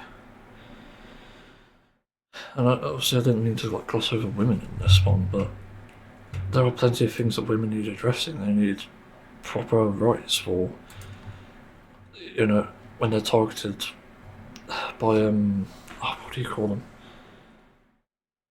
I guess like sex offenders. I don't know, sexual harassers. But, you know, people who perpetrate like sexual crimes. All these people need to be addressed so that women can be safer. And it is quite inherently true that I believe, like I saw a stat recently, it's like 1 in 5 women are domestically abused, which is absolutely fucking insane. That shouldn't be that high of a number. Like, you think it's like, I don't know, about, I'll say 20 million women in the UK. 1 in 5 of those in domestic abuse situations, that's 4 million. That's way too many in my opinion. Way too many domestic abuse cases. It's just fucking absurd, and then nobody gets charged for it. You know, even then I have to mention liars in this situation because they do exist. But even when like women lie about it, for example, I don't think there's even enough of a backlash towards this, let alone the actual law being in full effect. And once again, it's an absolute injustice when women don't get justice. That's pretty much the quote of the day, I think. Like when women and children don't get justice, and that's an injustice. It's just crazy. So I don't know. I probably worded that wrong, to be fair. But I don't know what else to add here. Again, it's completely sickening, and again, I'm sick and tired of this. Basically, my message to reform, restore voters is shut the fuck up, sit down, do some research instead of protesting. Or rioting, rather. It's not protesting, it's rioting. Fucking pathetic losers, bought and paid for. If you don't want to be categorised as a Nazi or a fascist, go do some fucking research. Prove your point, and then you won't be. So, yeah, good luck with that.